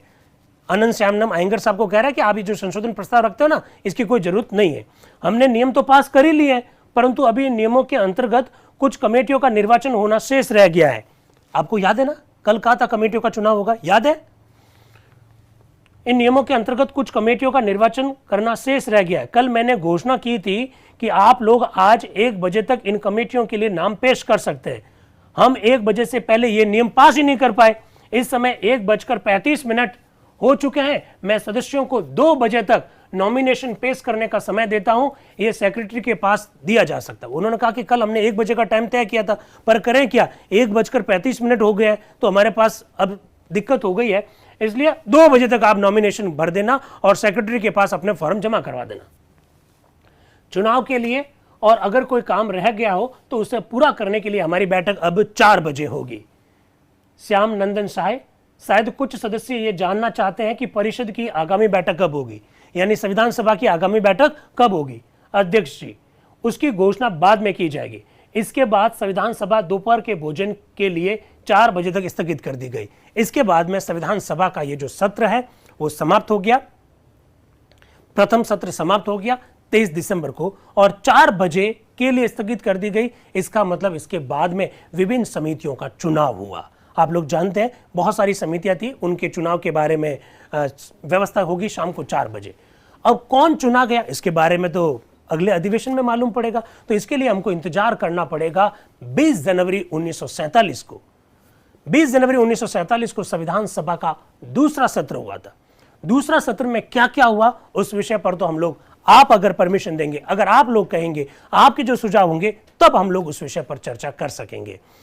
तो अब वो वक्त आ गया है कि जब हम लोगों ने 15 दिन पहले जिस मिशन को प्रारंभ किया था, एक बहुत पवित्र उद्देश्य से मिशन को प्रारंभ किया था, मुझे लगता है कि आज मुझे बहुत खुशी है इस बात की कि एक बहुत असंभव सा कार्य लग रहा था कि कैसे करेंगे, तकनीकी सहयोग कौन देगा, धन का पूरी तरह से अभाव है, हमारे यहाँ पर किसी भी प्रकार का कोई बजट है नहीं, तो ऐसी स्थिति में कैसे कर पाएंगे, 15 दिन तक लगातार कैसे मित्रों को जोड़ पाएंगे। लेकिन जिस तरह का स्नेह YouTube के मित्रों ने दिया, जिस तरह का स्नेह आप लोगों ने दिया, जूम वालों ने दिया, जिस तरह से आप लगातार विपरीत परिस्थितियां, क्योंकि सर्दी तो है, इसमें कोई दो राय नहीं है, लेकिन ऑनलाइन क्लास का यही तो मजा है कि आप रजाई में ओढ़कर भी क्लास को अटेंड कर सकते थे। और बिल्कुल आपने इस वर्कशॉप को बिल्कुल आप लोगों की वजह से ये प्रासंगिक हो गया, इसके लिए मैं दिल से बहुत बहुत आभार व्यक्त करता हूं। और मैं चाहता हूं कि अब मैं आप लोगों की विचार जान लूं। सर्टिफिकेट की चिंता मत करना, लिस्ट पूरी बनाई जा चुकी है। मुझे लगता है कि 50 से 100 लोगों को हम लोग आज शाम तक सर्टिफिकेट भेज देंगे, कुछ लोगों को कल तक भेज देंगे। 2021 में सारे जो लोग जो न्यूनतम जो अटेंडेंस वाली जो बात है उसको पूरा करते हैं, उनको सर्टिफिकेट भेज दिए जाएंगे। बस मेरा आप लोगों से ये निवेदन है कि अगला जब हम लोग करेंगे वर्कशॉप, तो आप अपना फॉर्म जो है वो ढंग से भरें। कई लोगों ने अपना नाम तो लिख दिया लेकिन संस्थान वाली बात छोड़ दी। संस्थान में आपको अपना विश्वविद्यालय जहां पढ़ रहे हो उसका नाम लिखना था, संस्थान में आपको अपना जो कॉलेज है महाविद्यालय वो लिखना था, संस्थान में जहां आप अभी अभी कार्यरत हैं, अगर आप लेक्चरर हैं, अगर आप फर्स्ट ग्रेड लेक्चरर हैं, अगर आप स्कूल में टीचर हैं या फिर कॉलेज में लेक्चरर हैं या यूनिवर्सिटी में लेक्चरर है, वो आपको अपना संस्थान में लिखना था। हालांकि मैं इसको मैंडेटरी बना सकता था, लेकिन मैंने मैंडेटरी इसलिए नहीं बनाया क्योंकि कई सारे लोगों को प्रॉब्लम आ सकती थी। लेकिन अगले वर्कशॉप में ये मैंडेटरी रहेगा कि जब आपका फॉर्म पूरा होगा तो ही आपको लिंक भेजा जाएगा। लेकिन ये सब बातें आपको अगले समय के लिए ध्यान रखनी है। तो कौन जुड़ना चाह रहा है? सबसे पहले हमारी एक बहन जुड़ना चाह रही है, क्या बात है। अनम्यूट कीजिएगा विमला गोदारा जी को। बहन के पहले शब्दों को जान लेते हैं कि उनके क्या अनुभव है। विमला गोदारा जी को जोड़ लीजिएगा। हेलो सर, आवाज आ रही है सर? बिल्कुल आपकी आवाज आ रही है सर। नमस्ते सर। पहले तो मैं सबसे पहले आपका धन्यवाद देना चाहती हूँ कि आपने हमें भी अपना विचार रखने का मौका दिया। और आज तक हमने जो अमृत रूपी संविधान कलश को जो देखा था, आज हमें उस संविधान मंथन को भी देखने का साक्षात मौका मिल रहा है। जैसे कि आज 23 दिसंबर है और किसान दिवस भी है। इसी के साथ मैं 2 शब्द कहना चाहती हूँ। शिक्षक वो किसान है जो दिमाग में ज्ञान के बीज बोता है। और संविधान के बारे में 2 शब्द। दर्जनों भाषा, सैकड़ों विधि, हजारों विधान है, जो जोड़कर सबको साथ रखे वही तो भारत का संविधान है। क्या बात, और ऐसे भी आगे वर्कशॉप की हम आशा करते रहेंगे कि हमें आगे जुड़ने का मौका मिले। धन्यवाद। बहुत बहुत धन्यवाद विमला जी। एक बहन जुड़ी है और साथ ही साथ सुझाव भी हम लोगों को दिया है कि आगे भी इस तरह के वर्कशॉप आयोजित करें। बिल्कुल इस प्रकार के वर्कशॉप आयोजित किए जाने चाहिए और बहुत खुशी की बात है कि पूरे हिंदुस्तान भर का ये पहला वर्कशॉप है। ऐसा 70-72 साल में हिंदुस्तान में कभी भी आयोजित नहीं किया गया वर्कशॉप। और अच्छी बात इसके साथ ये है कि ये ऑनलाइन वर्कशॉप है। अगर ये ऑनलाइन वर्कशॉप नहीं होता तो ये जो बहनें हैं, जो बहुत, मैं अक्सर बहनों की इस बात के लिए प्रशंसा करता हूं कि उनके लिए परिस्थितियां हम लोगों की तुलना में ज़्यादा विकट होती है। उनकी कई सारी जिम्मेदारियां का निर्वाह करते हुए जब इस प्रकार के वर्कशॉप में आप अपनी सक्रिय भागीदारिता निभाती हैं, तो ये आपका जो जोश है, ये जो आपका स्नेह है, वो हम लोगों को बहुत ज़्यादा मोटिवेट करता है। इसके लिए मैं आपको धन्यवाद भी देता हूँ और आपको बधाई भी देता हूँ कि बिल्कुल आपने बहुत महत्वपूर्ण बात की है कि आगे भी इस तरह के वर्कशॉप आयोजित किए जाए। बिल्कुल हम लोग इसके ऊपर विचार करेंगे। अब दूसरे कौन साथी जुड़ना चाह रहे हैं? बिल्कुल बबीता जाखड़, एक और बहन है। क्या बात है, बहनों को बड़ी प्राथमिकता दी जा रही है। बबीता जाखड़ है जो है एक बहन, वो हमसे जुड़ रही है। और बिल्कुल बबीता जी, आप अपना अनुभव शेयर कीजिएगा, साथ ही अगर कोई सुझाव है तो बिल्कुल दीजिएगा। बबीता जी। नमस्कार सर, और सभी जो जुड़े हुए हैं संभागी, उनको मेरा नमस्कार। सर, मैं सर्वप्रथम आपका धन्यवाद ज्ञापित करना चाहती हूँ कि ये सबसे बड़ी भारत की ऑनलाइन वर्कशॉप का आयोजन करवाया और हम सब इसके सदस्य बने। जैसे कि आपने सर बताया था कि संविधान के सदस्य ही बने आप। सर, आपका जो संविधान के प्रति लोगों को जागरूक करने का जो जुनून है वो काबिले तारीफ है और हम आशा करते हैं कि आप ऐसे ही आयोजन करवाते रहें और हम सदस्य बनते रहें। धन्यवाद सर। बहुत बहुत धन्यवाद बबीता जी। ये बहन भी यही बात कह रही है कि इस तरह के वर्कशॉप और आयोजित किए जाएं ताकि और लोग भी इससे जुड़ सके और संविधान सभा की जो दूसरी जो बातें हैं उस बारे में भी आपको जानकारी मिल सके। बिल्कुल उद्देश्य बहुत पवित्र है। जयनारायण व्यास विश्वविद्यालय का हमारा नेहरू स्टडी सेंटर है और कोशिश ये कर रहा है कि भारत के संविधान के संदर्भ में बहुत सारी जो भ्रांतियां लोगों को है, मैं अक्सर जब सोशल मीडिया पर जब देखता हूं बहुत दुखी होता हूं कि वो ऐसी टिप्पणियां क्यों कर रहे हैं। जब तक आप किसी विषय को पूरी तरह से जान ना लें तब तक उसकी अच्छी बातें या बुरी बातें आप कैसे कह सकते हैं। तो सबसे पहले हमको जानना चाहिए और इसी उद्देश्य से हम लोग आप लोगों को जोड़ रहे हैं। बिल्कुल हमारे बहनों ने जो स्नेह दिया है, आप लोगों ने जो स्नेह दिया है, यूट्यूब के जो साथी जिस तरह से धन्यवाद दे रहे हैं, मैं उनका भी आभार व्यक्त कर रहा हूं। अब कौन जुड़ रहे हैं? अब हमारे एक भाई जुड़ रहे हैं। उनके नाम में ही राम है, नाम में ही श्री है। नाम है उनका राम श्री मीणा जी। तो राम श्री मीणा जी, आप अब ये जरूर बताइएगा कि आप कहाँ से बोल रहे हैं, ताकि हमारे अन्य मित्रों को भी मालूम पड़ सके कि कहाँ से जुड़े हुए हैं।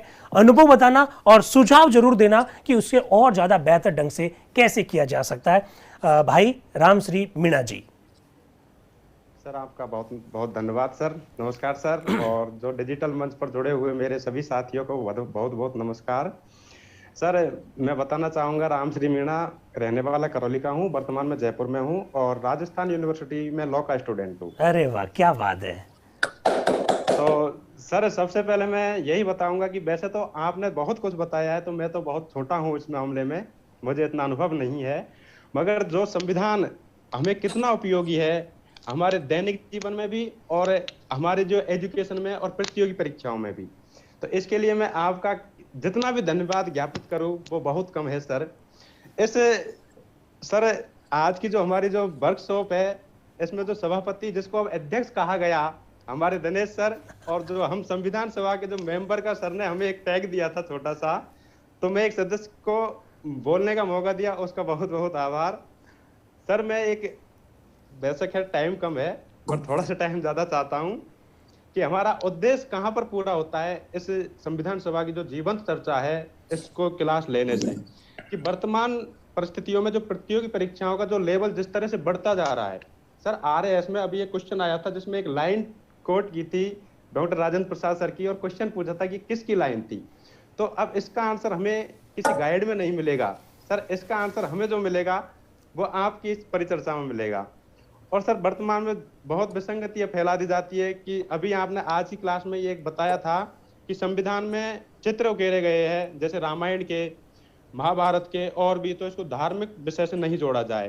तो अभी मैं सोशल मीडिया पे देख रहा था कि एक ऐसे ही फोटो एक चर्चा में डाल रखा था कि सरकार ने संविधान को बदलने की कोशिश की जा रही है। तो इन भ्रमित जो पोस्ट फैलती है तो उनसे हमें आपकी इस परिचर्चा से बहुत कुछ सीखने को मिलेगा। और सर जो आपने ज्ञान गंगा रूपी संविधान की परिचर्चा में हमें डुबकी लगाने का जो मौका दिया, तो वाकई में हम आपके बहुत आभारी है सर। और हम आपसे अनुनय विनय करते हैं कि आगे भी इसी प्रकार की वर्कशॉप आप आयोजित करते रहे। Thank you very much Ram Shri Meena ji, बहुत अच्छे सुझाव दिए आपने। मैं एक बात इस मंच से जरूर कहना चाहूँगा कि मैं तो एक बहुत साधारण सा व्यक्ति हूँ। सुप्रीम कोर्ट की जो चीफ जस्टिस है उनकी भी एक जाति है, उनका भी एक धर्म है, उनकी भी एक विचारधारा है। सुप्रीम कोर्ट के चीफ जस्टिस की सीट पर बैठने से पहले वे भी एक वोटर के रूप में किसी न किसी पॉलिटिकल पार्टी को जरूर वोट देते होंगे। लेकिन दोस्तों जब वो मुख्य न्यायाधीश की सीट पर बैठते हैं तो उनकी जाति क्या है, उनका धर्म क्या है, उनकी विचारधारा क्या है, उनकी पसंद क्या है, उसका कोई महत्व नहीं होता है। वो जब जिस सीट पर बैठे होते हैं उसके साथ न्याय करने की कोशिश करते हैं। बिल्कुल हमारा भी यही प्रयास है। मेरी भी एक जाति होगी, मेरा भी एक धर्म होगा, मेरी भी एक विचारधारा होगी, मैंने भी किसी पॉलिटिकल एक पार्टी को वोट दिया होगा, लेकिन इससे क्या फर्क पड़ता है। आप जब मंच पर खड़े होते हैं तो एकदम निष्पक्षता से, एकदम ईमानदारी से अपनी बात को रखनी चाहिए। और मैं बिल्कुल इस बात की कोशिश कर रहा हूं कि संविधान सभा में जो हुआ उसे वैसा का वैसा प्रस्तुत किया जाए। किसी के प्रति लगाव, किसी के प्रति दुराव, ये ठीक बात नहीं है। और जो हमारे संविधान निर्माता जो चाहते थे उनका दर्शन अगर हमारी युवा पीढ़ी तक पहुंचता है तो मुझे लगता है कि हम अपने उद्देश्य में सफल हो जाएंगे। मीणा साहब आपका बहुत बहुत धन्यवाद। अब हमारे एक और भाई जुड़े हैं, बग्गा राम जी हैं। आप बहुत सक्रियता से बिल्कुल 15 दिन से इस वर्कशॉप से जुड़े हुए हैं। बग्गा राम जी कैसे हैं आप और कहाँ से हैं ये बताइएगा। जी सर, मैं हनुमानगढ़ राजस्थान से हूँ। हनुमानगढ़ से। प्रणाम आपको सर। जी सर, ये बहुत अच्छा प्रोग्राम था सर और मुझे बहुत अच्छा लगा। और जो सोशल मीडिया पर और लोगों से सुनते हैं ना संविधान के बारे में अनुचित बातें, कुछ गलत भी बोलते हैं, तो उनके बारे में अभी ये सेशन लेने के बाद बहुत कुछ अच्छा समझ में आया हमें। सर इसको रेगुलर किया जाए, और इसमें संविधान सभा में जो सदस्य भाग लेते हैं ना सर, एक दिन में जितने भी बोलते हैं सर उनके बारे में बताया जाए कि आज इतने सदस्य बोलेंगे। और कुछ मैं ये बात कहना चाहता हूँ कि जो सुप्रीम कोर्ट के महत्वपूर्ण निर्णय होते हैं ना, जो करंट के हिसाब से होते हैं, उनको भी आप बताया करिए सर, और आगे इसको जारी रखा जाए सर। इसको बिल्कुल बिल्कुल बगाराम जी, इसको जारी रखने का प्रयास करेंगे। बिल्कुल आपने एक बहुत अच्छी बात जोड़ी। जो मेरे मस्तिष्क में जो प्रोजेक्ट है कि संविधान सभा की सारी बहस आपके सामने रखा जाए, भारत के संविधान के सभी अनुच्छेद आपके सामने रखे जाए। मेरे मस्तिष्क में एक बात ये भी है कि राजस्थानी भाषा में संविधान आपके सामने रखा जाए। ये सब मेरे मस्तिष्क में। बगाराम जी ने एक बात उसमें और जोड़ दी कि जो सुप्रीम कोर्ट के जो निर्णय जो आते हैं उन्हें भी आपके सामने रखा जाए। बिल्कुल रखने में कोई दिक्कत नहीं है। मेरे सोशल मीडिया पर जो मेरे यूट्यूब पर जो जूम पे साथी जो जुड़े हैं, वो क्या प्रॉब्लम क्या है? प्रॉब्लम ये है कि मैं कुछ बात कह रहा हूं, 10 मिनट मैंने कुछ बोला और उनमें से 1 मिनट मैंने जो बोला इधर से काटा उधर से काटा, और मेरी 1 मिनट की जो बात है उसको वायरल किया जाएगा। अब मैंने क्या बोल रहा हूं, उसका संदर्भ क्या है, ये सब देखा नहीं जाता। इसलिए हम लोग कभी कभी करंट इश्यूज पर बात करते समय डरते हैं, क्योंकि करंट इशू पे जब कोई बात करते हैं तो ये ढूंढा जाता कि इसका नाम क्या है, ये कौन से वर्ग में आता है, कैटेगरी कौन सी है इनकी, इनकी जाति क्या है, ये कौन से एरिया से आते हैं। इसके आधार पर हर व्यक्ति का मूल्यांकन करने का प्रयास किया जाता है, जबकि निष्पक्षता से, ईमानदारी से बात को रखा जाता है। बिल्कुल इस बात का प्रण ले रखा है जीवन में, और मेरे सारे साथियों को मैं डिजिटल मंच पे जो जुड़े हैं उनसे भी मैं आग्रह करना चाहूँगा, बिल्कुल ये प्रण ले रखा है कि जिस दिन कोई ये कह देगा कि आप एक विशेष विचारधारा से प्रेरित है, आप किसी एक विशेष जाति से प्रेरित है, आप किसी एक विशेष क्षेत्र से प्रेरित है, आप किसी एक विशेष वर्ग से प्रेरित है, उस दिन कलम अपने नीचे रख देंगे और अलविदा कह देंगे। बिल्कुल ये प्रण ले रखा है। कभी जाति धर्म ये सब सेकेंडरी चीजें हैं, सेकेंडरी चीजें हैं। चलिए अब कौन जुड़ रहा है? एक और बहिना हमारे बीच में आ रही है, नीतू जी है। ये नीतू जी भी लगातार जुड़ी हुई है। ये बहुत अच्छा लगा कि ऐसे युवा जो लोग हैं वो बड़े बिल्कुल भारत के संविधान में आस्था रख रहे हैं। तो नीतू जी रखिए अपनी बात और बताइएगा कि आप भी कहां से हैं।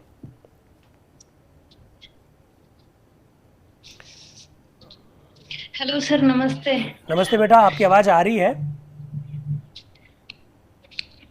सर मैं अभी लाइब्रेरी में थी। अच्छा अच्छा, आप कहां से हैं? सर मैं झुंझुनू से हूँ। झुंझुनू से जी। हाँ, thank you so much sir, and thank you technical team मुझे जोड़ा सर। सर जैसे कि आर.वी. दुलेकर साहब ने कहा, सर ने कहा था कि जो हिंदुस्तानी नहीं जानता उनको हिंदुस्तान में रहने का हक नहीं, उसी प्रकार जो संविधान नहीं जानता उनको भी हिंदुस्तान में रखने। क्या बात है, क्या बात है। तो हमारी बहन नीतू कह रही है कि जो भारत का संविधान नहीं जानता उन्हें भारत में रहने का कोई हक नहीं है। बहन नीतू की बात को संविधान सभा के अंदर आके जोड़ लेते हैं हम लोग तो बात पूरी हो जाएगी। बिल्कुल ठीक बात कही है कि हम लोग जिस देश का खाते हैं, जिस देश की वजह से, जिस देश के संविधान की वजह से हमको अधिकार मिले हुए हैं, और उसी के अनुकूल अगर हम लोग काम नहीं करते हैं तो ये ठीक बात नहीं है। मेरी बहन से मैं निवेदन करूंगा, कोई सजेशन है तो जरूर बताइएगा आप।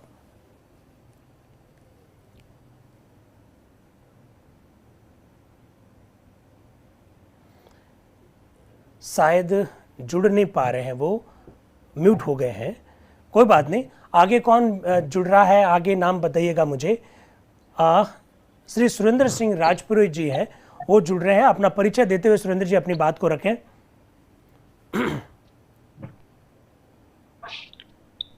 नमस्ते सर, मैं Surendra Singh Rajpurohit, government senior secondary school बावड़ी जोधपुर से।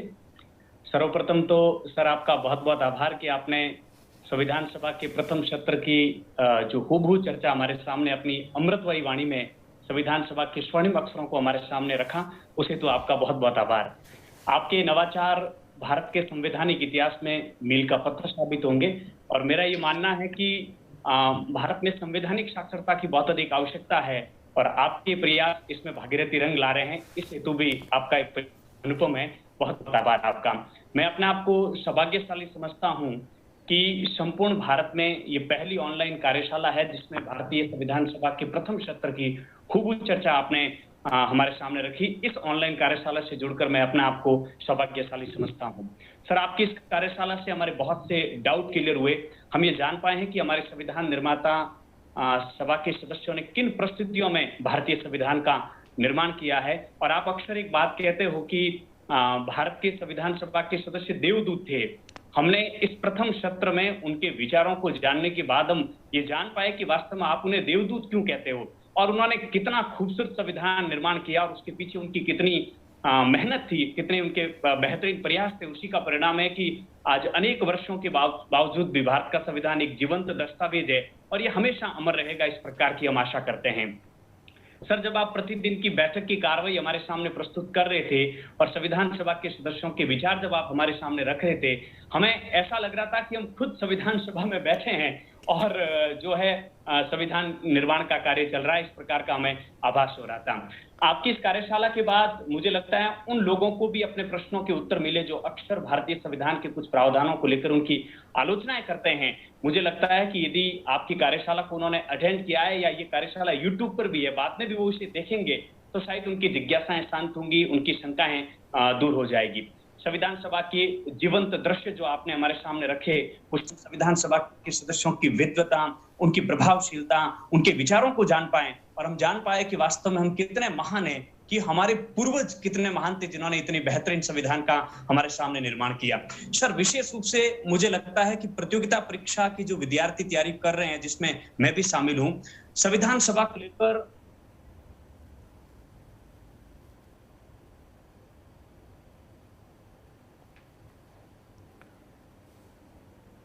मिलते हैं।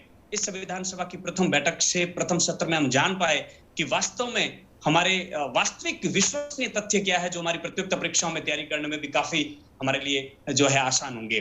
मेरा मानना है कि भारत के प्रत्येक नागरिक को संविधान के बारे में जानकारी होनी चाहिए और संविधान के निर्माण के पीछे संविधान सभा के सदस्यों की धारणा क्या थी, उनकी मंशा क्या थी, उसके बारे में भी जानकारी होनी चाहिए। उस संदर्भ में आपकी ये कार्यशाला अनुपम है, अद्वितीय है। अंत में मेरा आपसे निवेदन भी रहेगा और मैं ईश्वर से प्रार्थना भी करता हूं कि वो आपको इतना सामर्थ्य दे, वो आपको इतना सक्षम बनाए कि वैसे आपने घोषणा भी कर दी है कि संविधान सभा के जो 12 सत्र थे उसके प्रत्येक दिन की बैठक आप हमारे सामने रखने का प्रयास करेंगे। मेरा निवेदन रहेगा कि आप इस हेतु प्रयास करें ताकि हम नहीं, संपूर्ण भारत के नागरिक, भारत के संविधान निर्मात्री सभा के सदस्यों की जो मंशा थी, उनके जो विचार थे, उनके पीछे जो उनका उद्देश्य था, उनके जो लक्ष्य थे, जो आदर्श और मूल्य, उन सब से हम लोग परिचित हो पाए। मैं चाहता हूं कि आप ये अवश्य करेंगे। अंत में मैं अपनी बात को विराम देने से पहले मैं प्रतियोगिता परीक्षाओं की तैयारी करने वाले विद्यार्थियों को प्रेरित इन पंक्तियों के माध्यम से करना चाहूंगा कि मुश्किल नहीं है कुछ भी दुनिया में, तू जरा हिम्मत तो कर, ख्वाब बदलेंगे हकीकत में, तू जरा कोशिश तो कर, आंधियां सदा चलती नहीं, मुश्किलें सदा रहती नहीं, मिलेगी तुझे मंजिल तेरी, तू जरा कोशिश तो कर। राह संघर्ष की जो चलता है वही संसार को बदलता है, जिसने रातों से जंग जीती है सूर्य बनकर वही निकलता है, जिसने रातों से जंग जीती है सूर्य बनकर वही निकलता है। बहुत बहुत आभार सर, आपने मुझे इस कार्यशाला से जोड़ा, आपसे संवाद करने का अवसर मिला, उसलिए पुनः आपका कोटि कोटि आभार और धन्यवाद। Thank you very much Surendra ji, बहुत अच्छे वक्ता है आप, खुद इतने अच्छे शब्दों का प्रयोग, इतना धारा प्रवाह कर रहे हैं, मतलब पूरी तरह से मानसिक रूप से आप तैयार थे कि मुझे क्या बोलना है, किस तरह से बोलना है। ये बहुत अच्छी बात है। कोई भी बात रखने से पहले अब एक और मित्र को जोड़ा जा सकता है। कौन मित्र जुड़ रहे हैं? अब एक और मित्र को जोड़ दीजिए। संदीप, क्या नाम आ रहा है? हाँ, जोड़ लीजिए आप उनको, क्या कहना चाह रहे हैं। संदीप कुमार मिश्रा जी हैं आप। संदीप कुमार मिश्रा जी, आप अपना परिचय भी दीजिएगा, जरूर दीजिएगा, और साथ ही साथ बताइएगा कि आपके अनुभव कैसे रहे और हम लोग इसको और कैसे बेहतर ढंग से कर सकते हैं, इस बारे में भी आप अपनी राय जरूर दीजिएगा। तो संदीप जी जुड़ पा रहे हैं? शायद नहीं जुड़ पा रहे हैं, कोई बात नहीं। तो साथियों, ये कुछ मित्रों के हमारे विचार थे जिनको हम लोगों ने आपके सामने रखवाया ताकि आप लोगों को आइडिया हो सके कि हमारे जो मित्र हैं वो किस प्रकार का अनुभव रखें। मैं इस मंच के माध्यम से आपका बहुत, आप लोगों का तो खैर आभार व्यक्त करें उतना ही कम है, लेकिन मैं चूँकि आज ये वर्कशॉप जो पहला सत्र है वो उसको कंप्लीट करने जा रहा हूँ। मेरे एक भाई जो यूपी से है, पूर्बिया क्या लिख रहे हैं, गोरखपुर से हैं, उनका भी मैं आभार व्यक्त करता हूँ। आप अलग अलग राज्यों से, बस मैं आपसे निवेदन करता हूँ कि ये जो बहस है वो बहस ज़्यादा लोगों तक पहुँचे ताकि जिस उद्देश्यों को लेकर हम लोग काम कर रहे हैं वो काम वो अपने अंजाम तक पहुँच सके। मैं इस मंच के माध्यम से मेरे विश्वविद्यालय का मैं आभारी हूँ कि मुझे उन्होंने मौका दिया नेहरू स्टडी सेंटर का डायरेक्टर बनाकर, साथ ही साथ इस प्रकार की वर्कशॉप आयोजित करने का। मैं आभारी हूँ मेरे विश्वविद्यालय के कला संकाय के अधिष्ठाता प्रोफेसर रैगर साहब का, जो पहले दिन आप लोगों के बीच में आए थे और बहुत सुंदर वक्तव्य देकर इस कार्यशाला का उद्घाटन किया। मैं आभारी हूँ इस मंच से उन सारे गेस्ट लेक्चरर्स का जो हमारे बीच में आए थे, चाहे आज डॉक्टर बालूदान जी भारत हो, चाहे डॉक्टर HR परियार साहब हो, चाहे वो जयपुर के हमारे 3 मित्र डॉक्टर सुमन मौर्य जी हो, चाहे लादूराम जी चौधरी जी हो, चाहे समोटा साहब जो हो, चाहे एडवोकेट राजेश परियार जी हो, चाहे उदयपुर से हमारी जो madam doctor Vaishali Devpura ma'am, इन सब का मैं इस मंच के माध्यम से आभार व्यक्त करता हूं। साथ ही साथ ये कार्यक्रम आप लोग भी बिल्कुल मैं चाहूँगा कि आप लोग जहां बैठे हैं इनके लिए ज़रूर तालियां बजाएं। किन के लिए ये कार्यक्रम क्यों हो पाया, ये यूट्यूब के जो मित्र हैं या जो आप लोग हैं उनसे जुड़ाव कैसे हो पाया। मैं बिल्कुल निराश था, मैंने कहा कैसे कर पाएंगे। इस कार्यक्रम को करवाने में, इस कार्यक्रम को अंजाम तक पहुंचाने में जिन लोगों का सबसे बड़ा योगदान है, जिस संस्थान का सबसे बड़ा योगदान है, वह है उत्कर्ष संस्थान। निसंदेह रूप से अगर उत्कर्ष ने तकनीकी सहयोग नहीं दिया होता, आप जरा सोचिएगा, मैं आप लोगों के बीच में 8 बजे आता हूं, लेकिन ये लोग 6:30 पौने 7 बजे आकर ही जुट जाते हैं।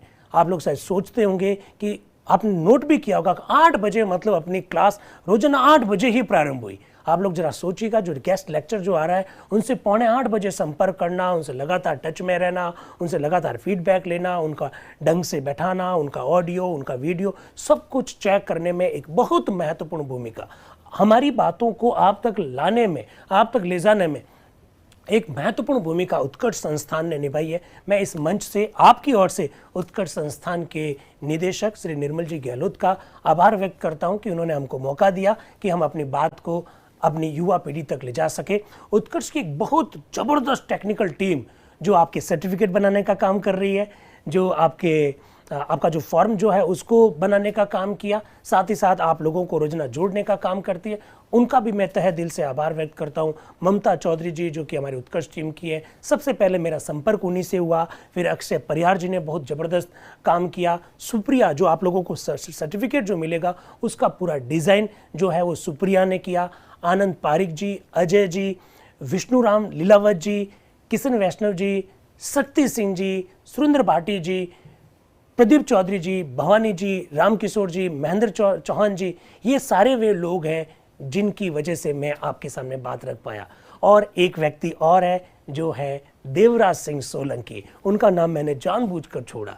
ये वो व्यक्ति है जो लगातार सुबह से शाम तक इसी काम में लगा रहते हैं। मुझे रोजाना आप लोगों के जो प्रश्न हैं, यूट्यूब पे जो प्रश्न हैं, उन्हें देने का काम करते हैं। मैं इस मंच के माध्यम से उत्कर्ष के इन सारे वर्कर्स का, देवराज जी का, ममता जी का, निर्मल गहलोत जी का बहुत बहुत आभार व्यक्त करता हूँ कि एक इतना सुंदर ढंग से वर्कशॉप को आयोजित करवाने में हमारा मदद की, हमारी सहायता की। सर्टिफिकेट के बारे में अंतिम रूप से बता देता हूं और उसके बाद में आज अपना वर्कशॉप कंप्लीट हो जाएगा। मैंने जैसा आपको कहा, शाम तक लगभग 80 से 100 लोगों तक सर्टिफिकेट पहुंच जाएंगे, बाकी लोगों को भी 31 दिसंबर से पहले पहुंच जाएंगे। एक दूसरी बात, सर्टिफिकेट बनाने में हमें एक जो सबसे बड़ी दिक्कत का जो सामना करना पड़ा वो ये है कि आपको लिंक तो कहीं से मिल गया, आप जुड़ तो गए, लेकिन आपका कहीं रजिस्ट्रेशन फॉर्म नहीं है। तो एक बहुत बड़ी दिक्कत का सामना करना पड़ा, लेकिन फिर भी हमने इसके प्रति लीनियंसी रखी और जो लोग इतने दिन से जुड़े हुए हैं उन लोगों का भी हमने रजिस्ट्रेशन कर दिया है, लेकिन उनकी संस्थान का नाम अभी भी बाकी है। हम लोग आपसे संपर्क करके संस्थान का नाम नोट करके भी आप लोगों को सर्टिफिकेट भिजवा देंगे। अगला सत्र 20 जनवरी को होगा, 6 दिन का वो सत्र है, 20 से 25 जनवरी का। मेरा आप लोगों से निवेदन है कि आप 13-14 जनवरी के आसपास हम लोग किसी न किसी मंच के माध्यम से इस बात का फॉर्मली अनाउंस कर देंगे कि आप लोगों को अपना रजिस्ट्रेशन कराना है।